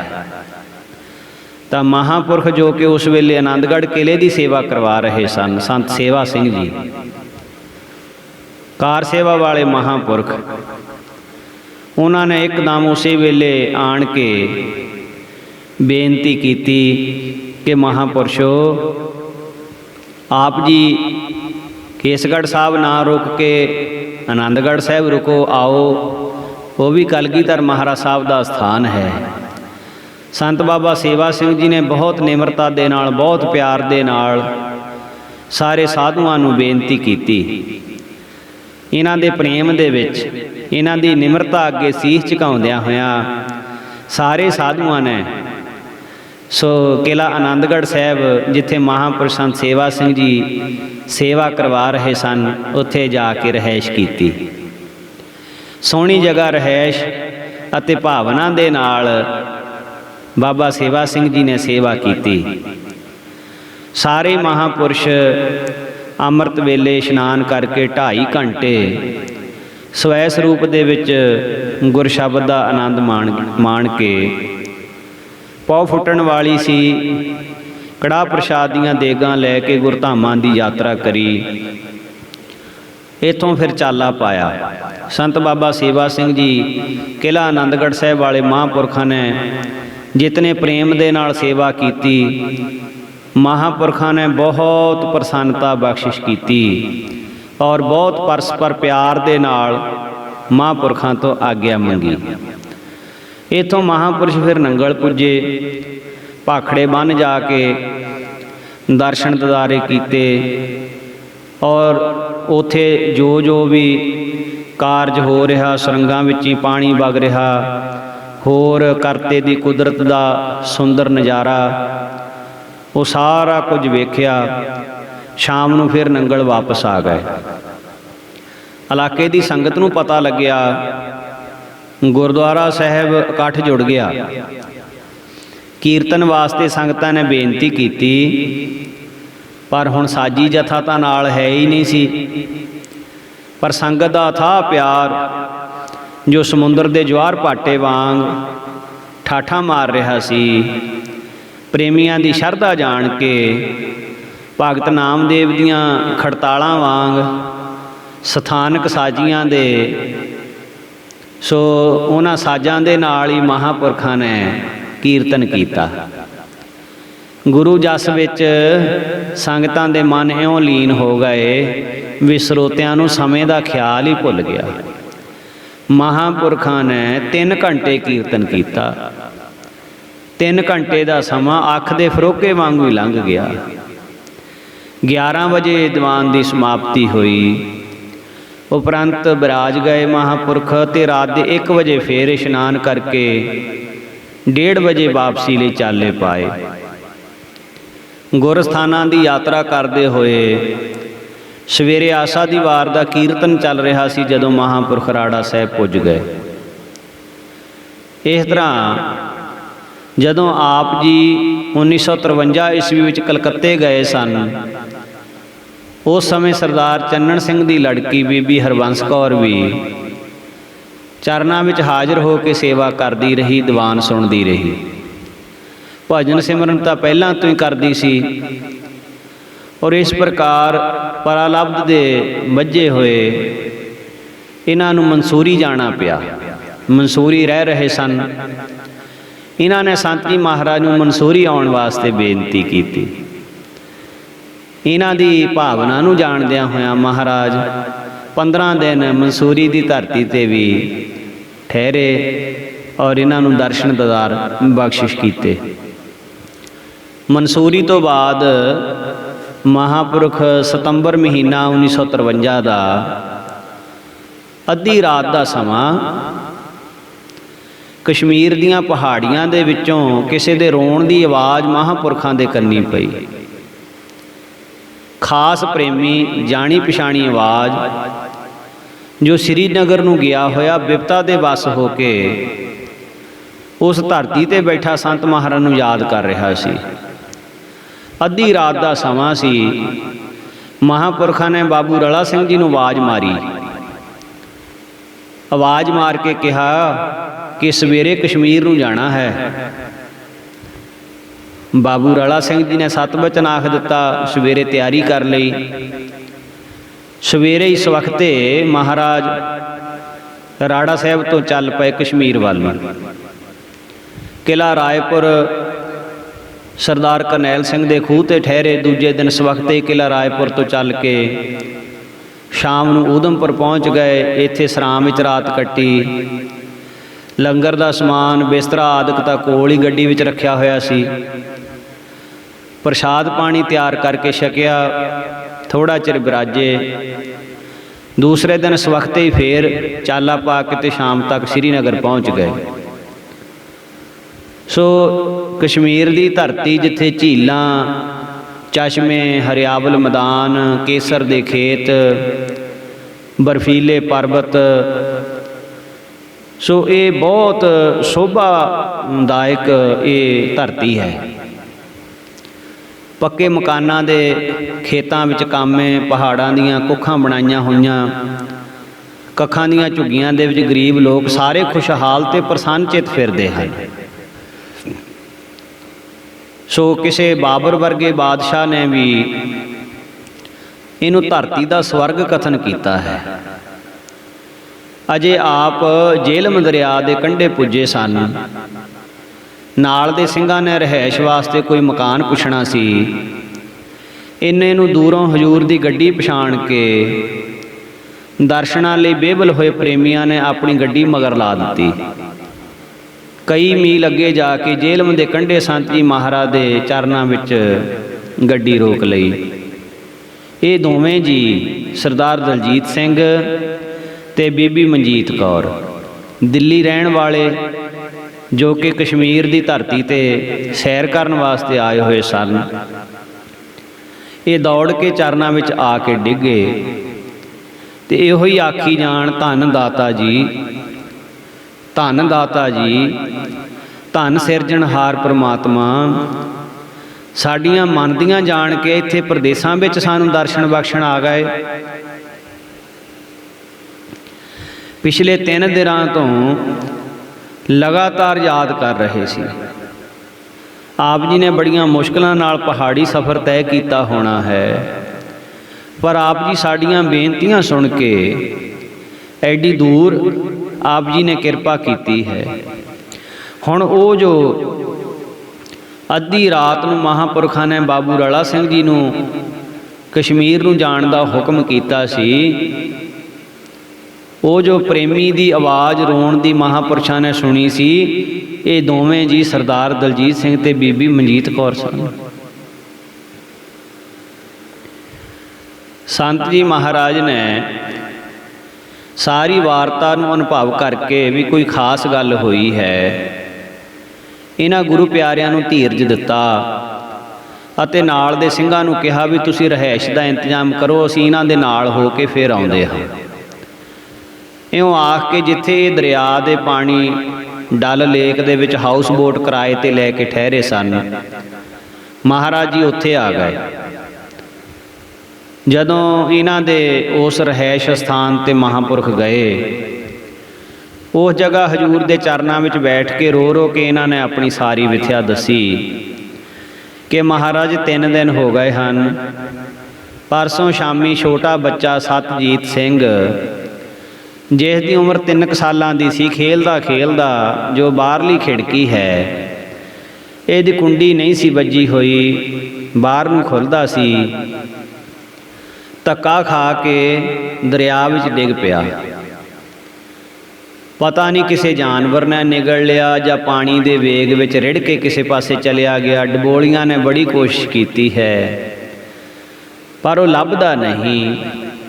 ਦੂਰ ਦੂਰ ਤੱਕ ਜਾਲ ਵੀ ਪਵਾਏ ਹਨ, ਪਰ ਮਹਾਰਾਜ ਅਜੇ ਤੱਕ ਉਸ ਦੀ ਲਾਸ਼ ਵੀ ਨਹੀਂ ਲੱਭੀ ਹੈ। ਪਰਸੋਂ ਦੇ ਰੋ ਰਹੇ ਹਾਂ, ਕਿਸੇ ਨੇ ਅੰਜਲ ਵੀ ਨਹੀਂ ਛਕਿਆ। ਹੁਣ ਆਪ ਜੀ ਐਡੀ ਦੂਰ ਸਾਡੀਆਂ ਬੇਨਤੀਆਂ ਸੁਣ ਕੇ ਆਏ ਹੋ, ਤੁਹਾਡੇ ਦਰਸ਼ਨ ਕਰਕੇ ਸਾਡੇ ਦਿਲ ਨੂੰ ਧੀਰਜ ਆਈ ਹੈ। ਧੰਨ ਹੋ ਦਿਲਾਂ ਦੀਆਂ ਜਾਣਨਹਾਰ। ਉਸ ਸਮੇਂ ਸੰਤ ਜੀ ਮਹਾਰਾਜ ਵਾਸਤੇ ਕੁਝ ਚਾਹ ਤਿਆਰ ਕੀਤੀ, ਨਾਲ ਨਾਸ਼ਤਾ ਰੱਖਿਆ। ਆਪ ਜੀ ਨੇ ਥੋੜ੍ਹਾ ਜਿਹਾ ਛਕ ਕੇ ਬਾਕੀ ਸਾਰਾ ਇਹਨਾਂ ਪ੍ਰੇਮੀਆਂ ਨੂੰ ਦਿੱਤਾ ਤੇ ਨਾਲ ਆਖਿਆ, ਤਕੜੇ ਹੋਵੋ, ਦਿਲ ਨਹੀਂ ਢਾਈ ਦਾ ਹੁੰਦਾ, ਇਹ ਨਿਰੰਕਾਰ ਦੀਆਂ ਦਾਤਾਂ ਹਨ, ਉਹਦੇ ਨਾਲ ਕਿਸੇ ਦਾ ਕੋਈ ਜ਼ੋਰ ਨਹੀਂ ਚੱਲਦਾ। ਦਾਤੀ ਸਾਹਿਬ ਸੰਦੀਆਂ ਕਿਆ ਚੱਲੈ ਤਿਸ ਨਾਲ, ਫਿਕਰ ਨਾ ਕਰੋ। ਪਰ ਹੁਣ ਉਹਨਾਂ ਦਾ ਜੋ ਮਨ ਸੀ ਉਹ ਬਹੁਤ ਜ਼ਿਆਦਾ ਉਦਾਸ ਤੇ ਬਾਰ-ਬਾਰ ਬੇਨਤੀਆਂ ਕਰ ਰਹੇ ਸਨ ਕਿ ਮਹਾਰਾਜ ਜੀ ਸਾਡਾ ਬੱਚਾ ਪਾਣੀ ਵਿੱਚ ਰੁੜ ਗਿਆ, ਪਤਾ ਨਹੀਂ ਸਾਨੂੰ ਮੁੜ ਕੇ ਕਿਵੇਂ ਮਿਲੇ ਨਾ ਮਿਲੇ। ਹੁਣ ਬ੍ਰਹਮ ਗਿਆਨੀ ਆਪ ਪਰਮੇਸ਼ਰ ਮਹਾਂਪੁਰਖਾਂ ਨੇ ਇਹਨਾਂ ਦੇ ਪ੍ਰੇਮ ਦੇ ਵਿੱਚ ਵਚਨ ਕਰ ਦਿੱਤਾ, ਕਹਿੰਦੇ ਫਿਕਰ ਨਾ ਕਰੋ, ਇਹੋ ਹੀ ਬੱਚਾ ਅਗਲੇ ਸਾਲ ਤੱਕ ਤੁਹਾਡੇ ਘਰ ਮੁੜ ਕੇ ਆ ਜਾਏਗਾ। 1 ਸਾਲ ਵਾਸਤੇ ਖੇਡਣ ਗਿਆ ਹੈ, ਫਿਰ ਵਾਪਸ ਆ ਜਾਏਗਾ। ਇਹ ਹੋਰ ਵੀ ਬਹੁਤ ਬਖਸ਼ਿਸ਼ਾਂ ਦੇ ਬਚਨ ਕੀਤੇ, ਇਹਨਾਂ ਨੂੰ ਧੀਰਜ ਦਿੱਤਾ ਤੇ ਮਹਾਂਪੁਰਖ ਫਿਰ ਵਾਪਸ ਆਪਣੀ ਜਗ੍ਹਾ ਤੇ ਆ ਗਏ। 6-7 ਦਿਨ ਇੱਥੇ ਠਹਿਰੇ। ਫਿਰ ਮਹਾਂਪੁਰਸ਼ਾਂ ਦੀ ਆਗਿਆ ਪਾ ਕੇ ਦੂਜੇ ਦਿਨ ਇਹ ਪ੍ਰੇਮੀ ਦਿੱਲੀ ਨੂੰ ਵਾਪਸ ਚਲੇ ਗਏ। ਇਹਨਾਂ ਨੇ ਸੰਤ ਜੀ ਮਹਾਰਾਜ ਦੇ ਬਚਨਾਂ ਨਾਲ ਜੋ ਮਹਾਂਪੁਰਖਾਂ ਨੇ ਬਚਨ ਕੀਤੇ ਸੀ, ਮਹਾਂਪੁਰਖਾਂ ਦੇ ਬਚਨਾਂ ਅਨੁਸਾਰ ਇਹਨਾਂ ਦੇ ਘਰ 1954 ਦੇ ਦਸੰਬਰ ਮਹੀਨੇ ਬੱਚੇ ਦਾ ਜਨਮ ਹੋਇਆ। ਸੰਤ ਜੀ ਮਹਾਰਾਜ ਨੂੰ ਦਿੱਲੀ ਸੱਦਿਆ, ਅਖੰਡ ਪਾਠ ਸਾਹਿਬ ਕਰਵਾਇਆ, ਹਜ਼ੂਰ ਦੀ ਰਸਨਾ ਤੋਂ ਇਹਦਾ ਨਾਮ ਰਖਵਾਇਆ ਸਤਵੰਤ ਸਿੰਘ, ਜਿਸ ਦੀ ਨੁਹਾਰ ਹੂ ਬਹੂ ਪਹਿਲੇ ਬੱਚੇ ਦੇ ਨਾਲ ਮਿਲਦੀ ਸੀ। ਜਿਵੇਂ ਜਿਵੇਂ ਉਹਦੇ ਸਰੀਰ 'ਤੇ ਨਿਸ਼ਾਨ ਸਨ, ਇਸ ਬੱਚੇ ਦੇ ਵੀ ਉਹੀ ਸਨ। ਮਹਾਂਪੁਰਖਾਂ ਦਾ ਬਚਨ ਸੱਤ ਹੋਇਆ। ਇਧਰੋਂ ਹੁਣ ਕਸ਼ਮੀਰ ਦੀ ਧਰਤੀ 'ਤੇ ਸੰਤ ਜੀ ਮਹਾਰਾਜ ਦੇ ਗਿਆ। ਪ੍ਰੇਮੀ ਸੇਵਾਦਾਰਾਂ ਨੇ ਵੀ ਹਾਊਸ ਬੋਟ ਕਿਰਾਏ 'ਤੇ ਲਿਆ। ਇੱਥੇ ਮਹਾਰਾਜ ਇੱਕ ਹਫ਼ਤਾ ਠਹਿਰੇ। 2 ਟਾਈਮ ਸੁਬਾਹ ਸ਼ਾਮ ਸੈਰ ਨੂੰ ਜਾਂਦੇ, ਪਹਾੜਾਂ ਦੀ ਸੀਨਰੀ 'ਚੋਂ ਕੁਦਰਤ ਦੀ ਰਚਨਾ ਦਾ ਰਸ ਮਾਣਦੇ। ਸੁਭਾਵਿਕ ਹੀ ਜੇ ਕੋਈ ਵਡਭਾਗੀ ਦਰਸ਼ਨ ਕਰ ਲੈਂਦਾ ਤਾਂ ਉਹਦੇ ਸੁੱਤੇ ਭਾਗ ਜਾਗ ਪੈਂਦੇ, ਸੁਰਤਾਂ ਨਾਮ ਦੇ ਵਿੱਚ ਜੁੜ ਜਾਂਦੀਆਂ। ਰਹਿਸ਼ੀ ਅਸਥਾਨ 'ਤੇ ਆ ਕੇ ਮਹਾਂਪੁਰਸ਼ਾਂ ਕੋਲੋਂ ਉਪਦੇਸ਼ ਲੈਂਦੇ। ਹੁਣ ਇੱਥੇ ਮੁਗਲ ਬਾਦਸ਼ਾਹਾਂ ਦੇ ਬਣਾਏ ਹੋਏ ਨਿਸ਼ਾਤ ਬਾਗ, ਸ਼ਾਲਾਮਾਰ 2 ਮਸ਼ਹੂਰ ਬਾਗ। ਜਦੋਂ ਹਜ਼ੂਰ ਨੂੰ ਗਿਆ ਅਜੇ 2 ਦਿਨ ਹੀ ਹੋਏ ਸਨ। ਤੀਸਰੇ ਦਿਨ ਇਹਨਾਂ ਮੁਗਲਾਂ ਦੇ ਬਣਾਏ ਹੋਏ ਬਾਗਾਂ ਦੀ ਸੈਰ ਨੂੰ ਮਹਾਰਾਜ ਚੱਲ ਪਏ। ਜਦੋਂ ਨਿਸ਼ਾਤ ਬਾਗ ਦੇ ਵਿੱਚ ਮਹਾਰਾਜ ਪੁੱਜੇ, ਹੋਰ ਵੀ ਉੱਥੇ ਸੈਰ ਕਰਨ ਵਾਲੇ ਬੜੇ ਲੋਕ ਆਏ ਹੋਏ ਸਨ, ਪਰ ਵਿਸ਼ੇਸ਼ ਕਰਕੇ ਜਿਹੜੇ ਮਾਲੀ ਉੱਥੇ ਸੇਵਾ ਕਰਦੇ ਸਨ, ਉਹਨਾਂ ਮਾਲੀਆਂ ਦੇ ਹਿਰਦੇ ਦੇ ਵਿੱਚ ਪਰਮੇਸ਼ਰ ਨੇ ਕੀ ਖਿੱਚ ਪੈਦਾ ਕੀਤੀ ਇਹ ਉਹੀ ਜਾਣਦੇ ਸਨ। ਇੱਕਦਮ ਉਹਨਾਂ ਦਾ ਹਿਰਦਾ ਖਿੜ ਗਿਆ। ਮਹਾਂਪੁਰਸ਼ਾਂ ਦੇ ਦੂਰੋਂ ਦਰਸ਼ਨ ਕੀਤੇ, ਅਲੌਕਿਕ ਤੇਜ ਤੱਕ ਕੇ ਬਹੁਤ ਭਾਵਨਾ ਪੈਦਾ ਹੋਈ। ਉਹਨਾਂ ਵਿੱਚੋਂ ਇੱਕ ਮਾਲੀ ਨੇ ਇੱਕਦਮ ਫਟਾਫਟ ਬਹੁਤ ਸੁੰਦਰ ਫੁੱਲਾਂ ਦਾ ਗੁਲਦਸਤਾ ਤਿਆਰ ਕਰਕੇ ਤੇ ਸੰਤ ਮਹਾਰਾਜ ਦੇ ਚਰਨਾਂ ਦੇ ਵਿੱਚ ਭੇਟਾ ਕੀਤਾ, ਬਹੁਤ ਭਾਵਨਾ ਨਾਲ ਨਮਸਕਾਰ ਕੀਤੀ। ਸੰਤ ਜੀ ਮਹਾਰਾਜ ਬੜੇ ਪ੍ਰਸੰਨ ਹੋਏ ਤੇ ਮਹਾਰਾਜ ਜੀਆਂ ਦੇ ਨਾਲ ਸੇਵਾਦਾਰ ਸਰਦਾਰ ਕਰਨੈਲ ਸਿੰਘ ਉਹਨੂੰ ਇਸ਼ਾਰਾ ਕਰਕੇ 5 ਰੁਪਈਏ ਇਹਨੂੰ ਇਨਾਮ ਦੇ ਬਖਸ਼ੇ। ਫਿਰ ਇਸ ਤਰ੍ਹਾਂ ਦੂਜਾ ਮਾਲੀ ਵੀ ਆ ਗਿਆ, ਫੁੱਲਾਂ ਦਾ ਗੁੰਦਿਆ ਹੋਇਆ ਸਿਹਰਾ ਲੈ ਕੇ ਆਇਆ। ਮਹਾਰਾਜ ਜੀਆਂ ਨੇ ਇਸ ਨੂੰ ਵੀ 5 ਰੁਪਏ ਦਿਵਾਏ। ਇਉਂ ਉਸ ਸਮੇਂ ਇੱਥੇ 7 ਮਾਲੀ ਹਾਜ਼ਰ ਸਨ। ਸਾਰਿਆਂ ਨੇ ਆਪਣੀ ਸ਼ਰਧਾ ਪ੍ਰਗਟ ਕੀਤੀ। ਸੰਤ ਮਹਾਰਾਜ ਨੇ ਸਭਨਾਂ ਨੂੰ ਇਨਾਮ ਦਿੱਤਾ। ਇਸੇ ਤਰ੍ਹਾਂ ਦੂਸਰੇ ਬਾਗ ਸ਼ਾਲਾਮਾਰ ਦੀ ਸੈਰ ਨੂੰ ਗਏ। ਉਸ ਜਗ੍ਹਾ ਵੀ ਸਾਰੇ ਮਾਲੀਆਂ ਨੂੰ ਇਨਾਮ ਦਿਵਾਏ। ਦੁਪਹਿਰ ਦਾ ਪ੍ਰਸ਼ਾਦ ਫਿਰ ਮਹਾਰਾਜ ਜੀਆਂ ਨੇ ਆਪਣੇ ਸਥਾਨ 'ਤੇ ਆ ਕੇ ਛਕਿਆ, ਜਿੱਥੇ ਰਹਿائش ਸੀ ਹਾਊਸ ਬੋਟ ਦੇ ਵਿੱਚ। ਦੂਸਰੇ ਦਿਨ ਫਿਰ ਸਵੇਰ ਦੇ ਸਮੇਂ ਬਾਗਾਂ ਦੀ ਸੈਰ ਕਰਨ ਗਏ। ਪਹਿਲੇ ਦਿਨ ਵਾਂਗ ਅੱਜ ਫਿਰ ਮਾਲੀਆਂ ਨੇ ਫੁੱਲਾਂ ਦੇ ਸਿਹਰੇ 'ਤੇ ਗੁਲਦਸਤੇ ਭੇਟ ਕੀਤੇ, ਭਾਵਨਾ ਨਾਲ ਮੱਥਾ ਟੇਕਿਆ। ਸੇਵਾਦਾਰ ਨੇ ਖਿਆਲ ਕੀਤਾ ਕਿ ਕੱਲ੍ਹ ਇਨਾਮ ਦੇ ਤਾਂ ਗਏ ਸੀ, ਅੱਜ ਕਾਹਨੂੰ ਦੇਣਾ ਹੈ। ਪਰ ਹਜ਼ੂਰ ਨੇ ਮੁਸਕਰਾ ਕੇ ਇਸ਼ਾਰਾ ਕੀਤਾ ਤੇ ਨਾਲ ਇਹ ਵੀ ਕਿਹਾ ਕਿ ਤੁਹਾਨੂੰ ਨਹੀਂ ਪਤਾ ਇਹ ਕਿਹੜੀ ਭਾਵਨਾ ਦੇ ਨਾਲ ਸਿਰ ਝੁਕਾ ਰਹੇ ਹਨ। ਪ੍ਰੇਮੀ ਸਮਝ ਗਿਆ ਤੇ ਨਿਮਰਤਾ ਨਾਲ ਅਰਜ਼ ਕੀਤੀ, ਦਾਤਾ ਮੇਰੀ ਗਲਤੀ ਹੈ। ਆਪ ਸਭ ਦੀ ਪਾਲਣਾ ਕਰਨ ਵਾਲੇ ਅਰਸ਼ਾਂ ਕੁਰਸ਼ਾਂ ਦੇ ਵਾਲੀ ਹੋ। ਦੋਹਾਂ ਬਾਗਾਂ ਦੇ ਸਾਰੇ ਮਾਲੀਆਂ ਨੂੰ 5-5 ਰੁਪਈਏ ਦੂਸਰੇ ਦਿਨ ਵੀ ਦਵਾ ਕੇ ਅਸੀਸਾਂ ਲੈਂਦੇ ਫਿਰ ਵਾਪਸ ਅਸਥਾਨ 'ਤੇ ਆ ਗਏ। ਚੌਥੇ ਦਿਨ ਗੁਲਮਰਗ ਦੀ ਪਹਾੜੀ ਉੱਤੇ ਗਏ, ਜੋ ਸ੍ਰੀਨਗਰ ਤੋਂ 30-35 ਮੀਲ ਦੂਰ 9,500 ਫੁੱਟ ਉੱਚੀ ਹੈ। ਸਾਰੇ ਬਰਫ਼ ਹੀ ਬਰਫ਼ ਨਜ਼ਰ ਆਉਂਦੀ। ਇੱਥੋਂ ਹੀ ਅਮਰਨਾਥ ਦੇ ਮੰਦਿਰ ਨੂੰ ਵੀ ਰਸਤਾ ਜਾਂਦਾ ਹੈ। ਸਾਰਾ ਦਿਨ ਕਾਦਰ ਦੀ ਕੁਦਰਤ ਦਾ ਆਨੰਦ ਮਾਣਿਆ। ਸ਼ਾਮੀ ਫਿਰ ਸ੍ਰੀਨਗਰ ਆ ਗਏ। ਸ਼ਹਿਰ ਵਿੱਚ ਜਿਸ ਪਾਸੇ ਵੀ ਜਾਂਦੇ ਸਤਿਕਾਰ ਦੇ ਨਾਲ ਬੇਅੰਤ ਸੀਸ ਝੁਕ ਜਾਂਦੇ। ਬਹੁਤ ਸਾਰੇ ਪ੍ਰੇਮੀ ਸ਼ਰਧਾਲੂ ਬਣ ਗਏ। ਗੁਰਦੁਆਰੇ ਸਾਹਿਬ ਸੰਗਤਾਂ ਨੂੰ ਪਤਾ ਲੱਗਿਆ ਕਿ ਕਸ਼ਮੀਰ ਦੀ ਧਰਤੀ 'ਤੇ ਕੋਈ ਮਹਾਂਪੁਰਸ਼ ਆਏ ਹੋਏ ਹਨ। ਸਾਰਿਆਂ ਨੇ ਰਲ ਕੇ ਆ ਕੇ ਬੇਨਤੀ ਕੀਤੀ ਕਿ ਮਹਾਰਾਜ ਜੀ ਇਸ ਇਲਾਕੇ ਦੇ ਵਿੱਚ ਆਏ ਹੋ ਤੇ ਕਿਰਪਾ ਕਰਕੇ ਸਾਨੂੰ ਭੁੱਲਿਆਂ ਹੋਇਆਂ ਨੂੰ ਗੁਰੂ ਚਰਨਾਂ ਨਾਲ ਜੋੜਨ ਵਾਸਤੇ ਰੱਬੀ ਕੀਰਤਨ ਆਪ ਜੀ ਸਰਵਣ ਕਰਵਾਓ। ਗੁਰਸਿੱਖਾਂ ਦੀ ਸ਼ਰਧਾ ਦੇਖ ਕੇ ਮਹਾਂਪੁਰਸ਼ਾਂ ਨੇ ਮਨਜ਼ੂਰੀ ਦੇ ਦਿੱਤੀ। ਐਤਵਾਰ ਦੀ ਸ਼ਾਮ ਨੂੰ ਰਾਤ ਦੇ 8 ਵਜੇ ਤੋਂ 11 ਵਜੇ ਤੱਕ ਕੀਰਤਨ ਕੀਤਾ। ਭਾਵੇਂ ਹਜੂਰੀਏ ਸਾਜੀ ਨਾਲ ਨਹੀਂ ਸਨ, ਪਰ ਫਿਰ ਵੀ ਜਿਹੜੇ ਸਥਾਨਕ ਸਾਜੀ ਸਨ ਉਹਨਾਂ ਦੇ ਨਾਲ ਹੀ ਸ਼ਬਦ ਪੜ੍ਹੇ। ਇਤਨਾ ਕੁ ਆਨੰਦ ਬਣਿਆ ਕਿ ਜਿੰਨੀ ਸੰਗਤ ਹਾਲ ਭਰਿਆ ਹੋਇਆ ਸੀ ਗੂੰਜਣ ਲੱਗ ਪਿਆ। ਪ੍ਰੇਮੀ ਆਸ਼ਾ-ਆਸ਼ ਕਰ ਉੱਠੇ। ਜਿਨ ਅੰਦਰ ਪ੍ਰੀਤ ਪਿਰਮ ਕੀ, ਜਿਉ ਬੋਲਨ ਤਿਮੈ ਸੁਹਾਨ। ਐਸੀ ਮਸਤੀ ਚੜ੍ਹੀ ਕਿ ਸਾਰੇ ਸਰੋਤੇ ਝੂਮਣ ਲੱਗ ਪਏ। 3 ਘੰਟੇ ਪਲ ਮਾਤਰ ਦੇ ਵਿੱਚ ਗੁਜ਼ਰ ਗਏ। ਸੋ ਇੱਥੇ ਮਹਾਰਾਜ ਜੀ 7 ਦਿਨ ਠਹਿਰੇ। 8ਵੇਂ ਦਿਨ ਅੰਮ੍ਰਿਤ ਵੇਲੇ ਪੰਜਾਬ ਨੂੰ ਵਾਪਸੀ ਦੇ ਚਾਲੇ ਪਾਏ। ਉਸੇ ਜਗ੍ਹਾ ਫਿਰ ਊਧਮਪੁਰ ਸਰਾਂ ਦੇ ਵਿੱਚ ਆ ਕੇ ਠਹਿਰੇ।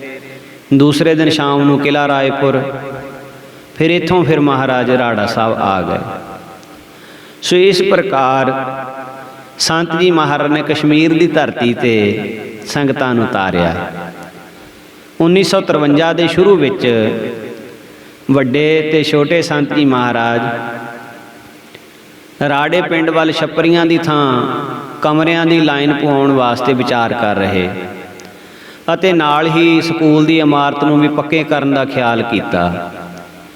ਇਹ ਸਾਰੀ ਜ਼ਿੰਮੇਵਾਰੀ ਤਾਂ ਪਹਿਲਾਂ ਤੋਂ ਹੀ ਛੋਟੇ ਸੰਤ ਜੀ ਨੂੰ ਦਿੱਤੀ ਹੋਈ ਸੀ। ਉਹਨਾਂ ਨੇ ਵੱਡੇ ਮਹਾਂਪੁਰਸ਼ਾਂ ਨਾਲ ਸਲਾਹ ਕਰਕੇ ਸਕੂਲ ਦਾ ਨਕਸ਼ਾ ਦਿੱਲੀ ਦੇ ਵੱਡੇ ਇੰਜੀਨੀਅਰ ਦੇਸ ਰਾਜ ਤੋਂ ਬਣਵਾਇਆ, ਜਿਸ ਨੇ ਉਹਨਾਂ ਸਮਿਆਂ ਵਿੱਚ ਤਿਆਰੀ ਸਮੇਤ ਕੁੱਲ ਲਾਗਤ 5 ਲੱਖ ਰੁਪਈਆ ਦੱਸੀ। 1953-54 ਵਿੱਚ 5 ਲੱਖ ਰੁਪਇਆ। ਇੰਨੇ ਵੱਡੇ ਕੰਮ ਨੂੰ ਇੱਕਦਮ ਸ਼ੁਰੂ ਕਰਨਾ ਕੋਈ ਸੌਖੀ ਗੱਲ ਨਹੀਂ ਸੀ। ਬਹੁਤ ਸਾਰੀ ਇੱਟ ਚਾਹੀਦੀ ਸੀ। ਸੋ ਭੱਠਿਆਂ ਦੇ ਠੇਕੇਦਾਰ ਸੱਦੇ ਜਿਹੜੇ ਕੰਮ ਕਰਦੇ ਸਨ। ਉਹਨਾਂ ਤੋਂ ਇਕੱਠੀ 20-25 ਲੱਖ ਇੱਟ ਦੀ ਮੰਗ ਕੀਤੀ ਤੇ ਮਹਾਂਪੁਰਸ਼ਾਂ ਨੇ ਕਿਹਾ, ਦੇਖੋ ਸਾਡਾ ਕੰਮ ਵਿਚਾਲੇ ਨਾ ਰੁਕੇ, ਜੇ ਸਾਨੂੰ ਇੰਨੀ ਇੱਟ ਦੇ ਸਕਦੇ ਹੋ ਤਾਂ ਦੱਸੋ।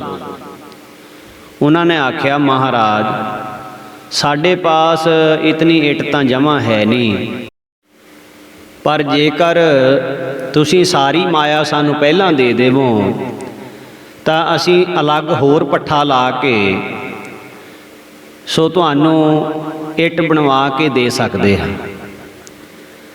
ਨਾਲ ਇਹ ਵੀ ਸ਼ਰਤ ਰੱਖੀ ਕਿ ਜਿੱਦਾਂ ਦੀ ਇੱਟ ਬਣ ਜਾਏਗੀ, ਪੱਕੀ ਹੋਵੇ, ਪਿੱਲੀ ਹੋਵੇ, ਦੋਮ ਹੋਵੇ, ਉਹ ਸਾਰੀ ਦੀ ਸਾਰੀ ਇੱਕੋ ਰੇਟ ਤੇ ਤੁਹਾਨੂੰ ਲੈਣੀ ਪਵੇਗੀ। ਛੋਟੇ ਸੰਤ ਜੀ ਮਹਾਰਾਜ ਕਹਿਣ ਲੱਗੇ, ਬਈ ਇਹ ਤਾਂ ਗੱਲ ਠੀਕ ਨਹੀਂ। ਰਕਮ ਤਾਂ ਅਸੀਂ ਸਾਰੀ ਦੀ ਸਾਰੀ ਤੁਹਾਨੂੰ ਪਹਿਲਾਂ ਦੇ ਸਕਦੇ ਹਾਂ, ਪਰ ਲਵਾਂਗੇ ਸਰਕਾਰੀ ਰੇਟ ਤੇ ਲਵਾਂਗੇ ਵੀ ਪੱਕੀ ਇੱਟ। ਨਾ ਪਿੱਲੀ ਨਾ ਦੋਮ ਅਸੀਂ ਨਹੀਂ ਲਵਾਂਗੇ। ਅੱਵਲ ਦਰਜੇ ਦੀ ਇੱਟ ਲੈਣੀ ਹੈ, ਪੈਸੇ ਭਾਵੇਂ ਸਾਰੇ ਪਹਿਲਾਂ ਲੈ ਲਵੋ, ਔਰ ਰੇਟ ਵੀ ਸਰਕਾਰੀ ਜੋ ਚੱਲ ਰਿਹਾ ਉਹ ਲੱਗੇਗਾ, ਬਾਕੀ ਦਾ ਮੁਨਾਫਾ ਤੁਹਾਡਾ। ਪਰ ਉਹ ਠੇਕੇਦਾਰ ਕੋਈ ਪਿਛਲਾ ਐਸਾ ਕਰਮ, ਉਹਨਾਂ ਨੇ ਇਸ ਸੇਵਾ ਨੂੰ ਹਾਂ ਨਾ ਕੀਤੀ। ਕਈ ਕੁ ਪ੍ਰੇਮੀ ਮਹਾਂਪੁਰਸ਼ਾਂ ਨੂੰ ਕਹਿਣ ਲੱਗੇ, ਕਹਿੰਦੇ ਮਹਾਰਾਜ ਆਪਣਾ ਆਪਾਂ ਭੱਠਾ ਲਾ ਲਈਏ, ਮਨ ਮਰਜ਼ੀ ਦੀ ਇੱਟ ਮਿਲ ਜਾਏਗੀ, ਨਾਲੇ ਸਸਤੀ ਵੀ ਪਏਗੀ। ਸੰਤ ਜੀ ਮਹਾਰਾਜ ਨੇ ਭਾਵੇਂ ਅਸਥਾਨ ਦੇ ਅਤੇ ਸਕੂਲ ਦੇ ਕਾਰਜ ਦੀ ਜ਼ਿੰਮੇਵਾਰੀ ਸੰਭਾਲੀ ਹੋਈ ਸੀ, ਪਰ ਫਿਰ ਵੀ ਇਸ ਵਿਖੇਪਤਾ ਵਾਲੇ ਕੰਮ ਤੋਂ ਮਹਾਰਾਜ ਸੰਕੋਚ ਕਰਦੇ ਸਨ। ਔਰ ਮਹਾਰਾਜ ਤਾਂ ਨਿਵਰਤੀ ਪੱਖ ਦੇ ਵਿੱਚ ਰਹਿ ਕੇ ਰਾਜੀ ਸਨ, ਪਰ ਜਦੋਂ ਬਹੁਤ ਸਾਰੇ ਇਲਾਕੇ ਦੇ ਅਤੇ ਅਸਥਾਨ ਨਿਵਾਸੀ ਸੱਜਣਾਂ ਨੇ ਭੱਠਾ ਲਾਉਣ ਵਾਸਤੇ ਅਰਜ਼ ਕੀਤੀ ਤਾਂ ਮਹਾਂਪੁਰਖਾਂ ਨੇ ਅਨੁਭਵ ਕੀਤਾ ਕਿ ਪਰਮੇਸ਼ਰ ਦਾ ਹੁਕਮ ਵੀ ਇਹੀ ਹੈ, ਹੁਣ ਇਸ ਪਰਉਪਕਾਰ ਵਾਸਤੇ ਕਮਰ ਕੱਸਾ ਕਰਨਾ ਹੀ ਪੈਣਾ ਹੈ। ਤਾਂ ਸੰਤ ਜੀ ਮਹਾਰਾਜ ਨੇ ਇਸ ਕੰਮ ਵਾਸਤੇ ਹੁਕਮ ਦੇ ਦਿੱਤਾ। ਸਭ ਤੋਂ ਪਹਿਲਾਂ ਉਸ ਸਮੇਂ ਦੇ ਕਾਨੂੰਨ ਮੁਤਾਬਕ ਭੱਠਾ ਲਾਉਣ ਵਾਸਤੇ ਲਾਇਸੈਂਸ ਲਿਆ, ਫਿਰ 18,000 ਨੂੰ ਕੋਇਲਾ ਇੱਟਾਂ ਢੋਣ ਵਾਸਤੇ ਅੰਬਾਲੇ ਸ਼ਹਿਰ ਤੋਂ 18,000 ਦਾ ਟਰੱਕ ਕੋਲੇ ਦਾ ਲਿਆਂਦਾ। ਸੋ ਇਸ ਪ੍ਰਕਾਰ ਹੋਰ ਵੀ ਜਿਤਨਾ ਵੀ ਲੱਕੜ ਚਾਹੀਦੀ ਸੀ, 40 ਲੱਖ ਇੱਟ ਪਕਾਉਣ ਵਾਸਤੇ 40 ਗੱਡੀਆਂ ਕੋਲੇ ਦੀਆਂ। ਸੋ ਕਈ ਸ਼ਹਿਰਾਂ 'ਚੋਂ ਆਪਣੇ ਹੀ ਟਰੱਕ 'ਤੇ ਢੋਈਆਂ। ਫਿਰ ਭੀਖੀ ਵਾਲੇ ਪਾਸੇ ਘਣਗਸ ਪਿੰਡ ਦੀ ਠੇਕੇ 'ਤੇ ਜ਼ਮੀਨ ਲੈ ਕੇ ਪਥੇਰੇ ਲਾਏ। ਕੱਚੀਆਂ ਇੱਟਾਂ ਤਿਆਰ ਹੋ ਗਈਆਂ। ਫਿਰ ਭੱਠਾ ਪਕਾਉਣ ਵਾਸਤੇ ਪੂਰਬੀਏ ਸੱਦੇ, ਹੋਰ ਮਜ਼ਦੂਰ ਵੀ ਨਾਲ ਸਨ। ਨਿਗਰਾਨੀ ਅਤੇ ਹਾਜ਼ਰੀ ਲਾਉਣ ਵਾਸਤੇ ਸਰਦਾਰ ਮਹਿੰਦਰ ਸਿੰਘ ਪਟਵਾਰੀ ਦੀ ਡਿਊਟੀ ਲਾਈ। 2 ਸਾਲ ਦਾ ਸਮਾਂ ਲੱਗਾ ਤੇ 40 ਲੱਖ ਇੱਟ ਪੱਕ ਗਈ। 20-25 ਲੱਖ ਇੱਟ ਸਕੂਲ ਤੇ ਲੱਗ ਗਈ। ਬਾਕੀ ਅਸਥਾਨ ਦੇ ਕਮਰੇ ਬਣ ਗਏ। ਕੁਝ ਇਲਾਕੇ ਦੇ ਪ੍ਰੇਮੀਆਂ ਨੇ ਖਰੀਦ ਲਈ। 25,000 ਦੇ ਟਾਟਾ ਨਗਰ ਤੇ ਕਲਕੱਤੇ ਤੋਂ ਗਾਡਰ ਮੰਗਵਾਏ। ਔਰ ਇਸ ਪ੍ਰਕਾਰ ਸਕੂਲ ਅਤੇ ਅਸਥਾਨ ਦੀ ਜੋ ਸੇਵਾ ਸੰਤ ਜੀ ਮਹਾਰਾਜ ਨੇ ਆਪ ਹਰ ਸਮੇਂ ਹਾਜ਼ਰ ਰਹਿ ਕੇ ਕਰਵਾਈ। ਜਨਮ ਮਰਨ ਦੋਹੂ ਮਹਿ ਨਾਹੀ, ਜਨ ਪਰ ਉਪਕਾਰੀ ਆਏ। ਸੋ ਜਿਸ ਸਮੇਂ ਸੰਤ ਬਾਬਾ ਜੈਮਲ ਸਿੰਘ ਜੀ ਭੂਰੀ ਵਾਲੇ, ਜੋ ਕਿ ਬਾਬਾ ਵੀਰ ਸਿੰਘ ਜੀ ਨਰੰਗਾਬਾਦ ਤੇ ਇਹਨਾਂ ਦੀ ਸਾਖ ਦੇ ਚਮਕਦੇ ਸਿਤਾਰੇ ਸਨ, ਸੱਚਖੰਡ ਹਰਿਮੰਦਰ ਸਾਹਿਬ ਅੰਮ੍ਰਿਤਸਰ ਦੀਆਂ ਪਰਿਕਰਮਾ ਖੁੱਲ੍ਹੀਆਂ ਕਰਨ ਵਾਸਤੇ ਦੱਖਣ ਵਾਲੇ ਪਾਸੇ ਡਿਉੜੀ ਦੀ ਸੇਵਾ ਕਰਵਾ ਰਹੇ ਸਨ, ਤਾਂ 1954 ਨੂੰ ਦੀਪਮਾਲਾ ਦੇ ਸਮੇਂ ਸੰਤ ਸਮਾਜ ਦਾ ਇਕੱਠ ਉਹਨਾਂ ਨੇ ਕੀਤਾ। ਹਜ਼ੂਰ ਦੇ ਪਾਸ ਵੀ ਪੱਤਰਕਾ ਆਈ। ਮਹਾਂਪੁਰਖ ਸੋ ਉਸ ਪ੍ਰੇਮ ਦੀ ਭਿੱਜੀ ਹੋਈ ਪੱਤਰਕਾ ਬੇਨਤੀ ਨੂੰ ਪ੍ਰਵਾਨ ਕਰਦਿਆਂ ਹੋਇਆਂ ਸ੍ਰੀ ਅੰਮ੍ਰਿਤਸਰ ਸਾਹਿਬ ਪੁੱਜੇ। ਉੱਥੇ ਸੰਤ ਗਿਆਨੀ ਗੁਰਬਚਨ ਸਿੰਘ ਜੀ ਖਾਲਸਾ ਭਿੰਡਰਾਂ ਵਾਲੇ ਮਹਾਂਪੁਰਖ ਜਥੇ ਸਮੇਤ ਉਹ ਵੀ ਆਏ ਹੋਏ ਸਨ। ਮਾਸਟਰ ਤਾਰਾ ਸਿੰਘ ਜੀ ਪ੍ਰਧਾਨ ਸ਼੍ਰੋਮਣੀ ਗੁਰਦੁਆਰਾ ਪ੍ਰਬੰਧਕ ਕਮੇਟੀ ਤੇ ਹੋਰ ਮੁਖੀ ਅਕਾਲੀ ਸਿੰਘ ਸਾਰੇ ਹੀ ਆਏ ਹੋਏ ਸਨ। ਸੰਤ ਭੂਰੀ ਵਾਲਿਆਂ ਨੇ ਸਭਨਾਂ ਦਾ ਯਥਾਯੋਗ ਸਤਿਕਾਰ ਕੀਤਾ। ਸੰਤ ਜੀ ਮਹਾਰਾਜ ਨੂੰ ਕੀਰਤਨ ਕਰਨ ਵਾਸਤੇ ਬੇਨਤੀ ਕੀਤੀ ਗਈ ਤੇ ਸੰਤ ਜੀ ਮਹਾਰਾਜ ਨੇ 1 ਘੰਟਾ ਹਮ ਸੰਤਨ ਕੀ ਰੇਣ ਪਿਆਰੇ, ਹਮ ਸੰਤਨ ਕੀ ਸਰਣਾ, ਇਹ ਸ਼ਬਦ ਵਿਆਖਿਆ ਸਮੇਤ ਇਲਾਹੀ ਕੀਰਤਨ ਕੀਤਾ। ਸਾਰੀ ਸੰਤ ਮੰਡਲੀ, ਜਿਨ੍ਹਾਂ ਵਿੱਚ ਵੱਡੇ ਵੱਡੇ ਮੰਡਲੇਸ਼ਵਰ ਵੀ ਆਏ ਹੋਏ ਸਨ, ਆਸ਼ਾਸ਼ ਕਰ ਉੱਠੇ।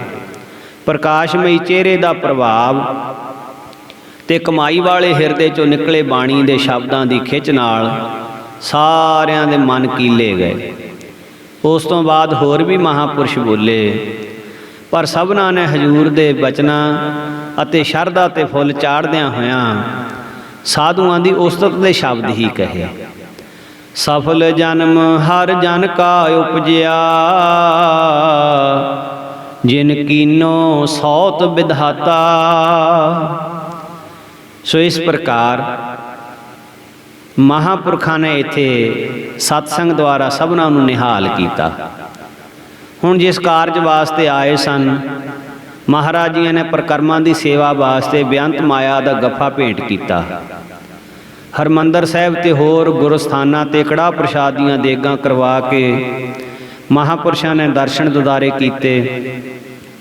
ਸ਼ਾਮ ਨੂੰ ਸੰਤ ਭੂਰੀ ਵਾਲਿਆਂ ਦੇ ਪ੍ਰੇਮੀ ਕੋਲੂ ਵਾਲਿਆਂ ਦੀ ਕੋਠੀ, ਜੋ ਸ਼ਹਿਰ ਤੋਂ ਬਾਹਰ ਸੀ, ਮਹਾਂਪੁਰਖ ਇੱਥੇ ਰਾਤ ਠਹਿਰੇ।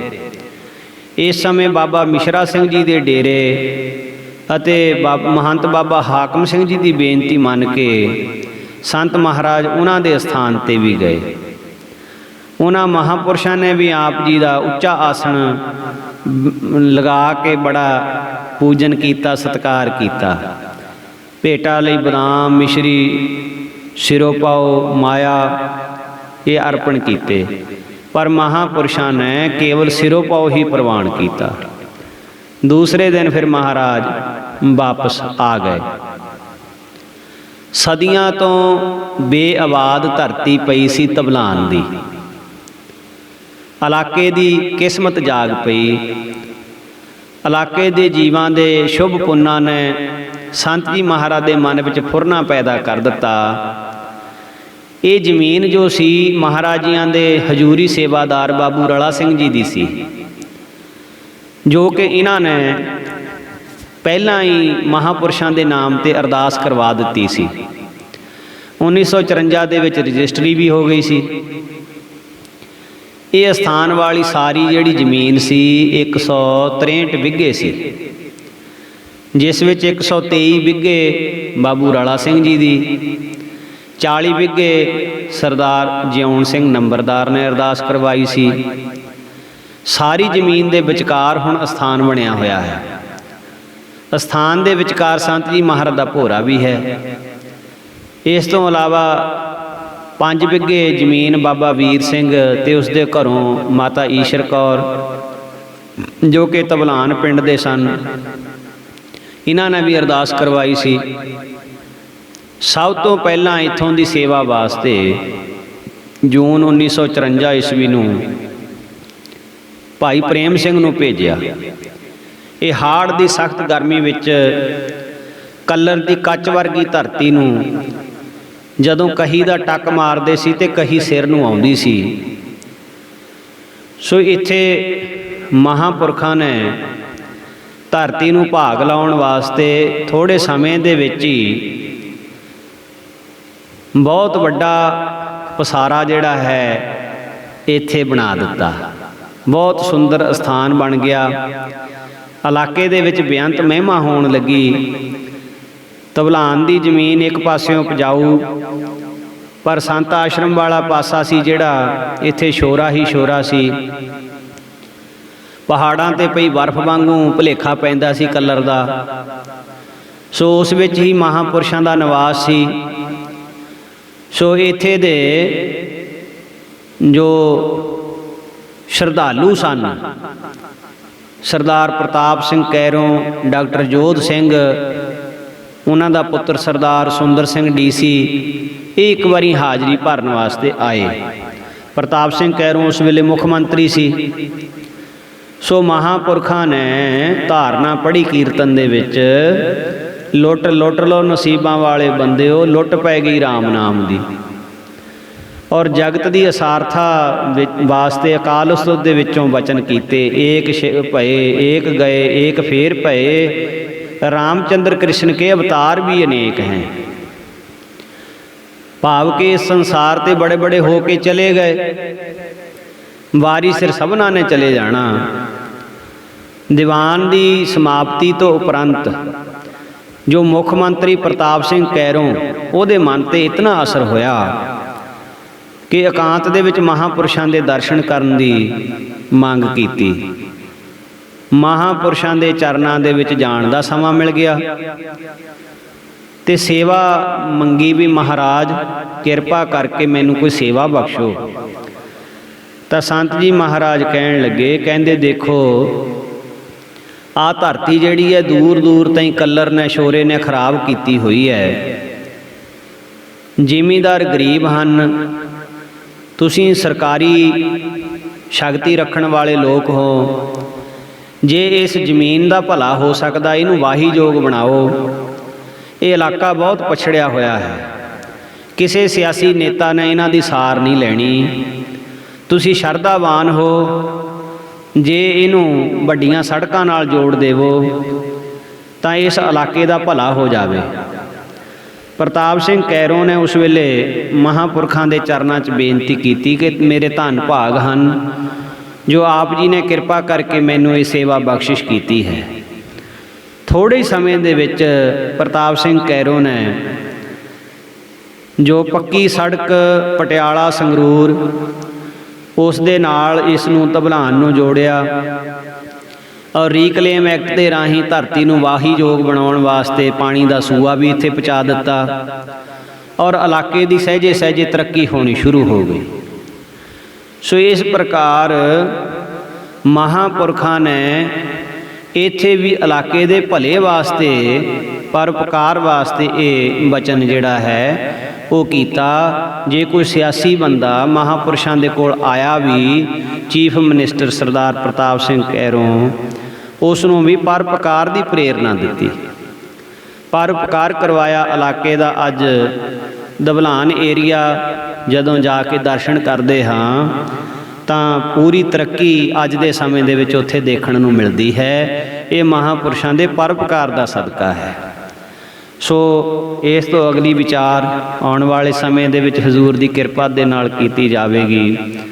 ਮਹਾਂਪੁਰਸ਼ ਕਿਰਪਾ ਕਰਨ ਕਿ ਇਸੇ ਤਰ੍ਹਾਂ ਆਪਾਂ ਪ੍ਰੇਮ ਭਾਵਨਾ ਸ਼ਰਧਾ ਦੇ ਨਾਲ ਉਹਨਾਂ ਦੇ ਪਵਿੱਤਰ ਜੀਵਨ ਦੀ ਵਿਚਾਰ ਕਰ ਸਕੀਏ। ਇਸੇ ਤਰ੍ਹਾਂ ਮਹਾਰਾਜ ਆਪਣੇ ਚਰਨਾਂ ਨਾਲ ਆਪਾਂ ਨੂੰ ਸਭਨਾਂ ਨੂੰ ਜੋੜ ਕੇ ਰੱਖਣ ਜੀ। ਹੋਈਆਂ ਬੇਅੰਤ ਭੁੱਲਾਂ ਦੀ ਹਜ਼ੂਰ ਮਹਾਰਾਜ ਅਤੇ ਮਹਾਰਾਜ ਦੇ ਪਿਆਰ ਵਾਲੀਆਂ ਸੰਗਤਾਂ ਮੁਆਫੀ ਬਖਸ਼ਿਸ਼ ਕਰਨ ਜੀ। ਸਾਡੇ ਲਈ ਅਰਦਾਸ ਕਰਿਓ ਅੱਗੇ ਤੋਂ ਸੋਝੀ ਸਮੱਤ ਆ ਸਕੇ ਤੇ ਮਹਾਰਾਜ ਜੀਆਂ ਦੇ ਪਾਵਨ ਚਰਨਾਂ ਦੇ ਨਾਲ ਜੁੜੇ ਰਹਿ ਸਕੀਏ। ਗੱਜ ਕੇ ਫਤਿਹ ਬੁਲਾਓ ਜੀ। ਵਾਹਿਗੁਰੂ ਜੀ ਕਾ ਖਾਲਸਾ, ਵਾਹਿਗੁਰੂ ਜੀ ਕੀ ਫਤਿਹ।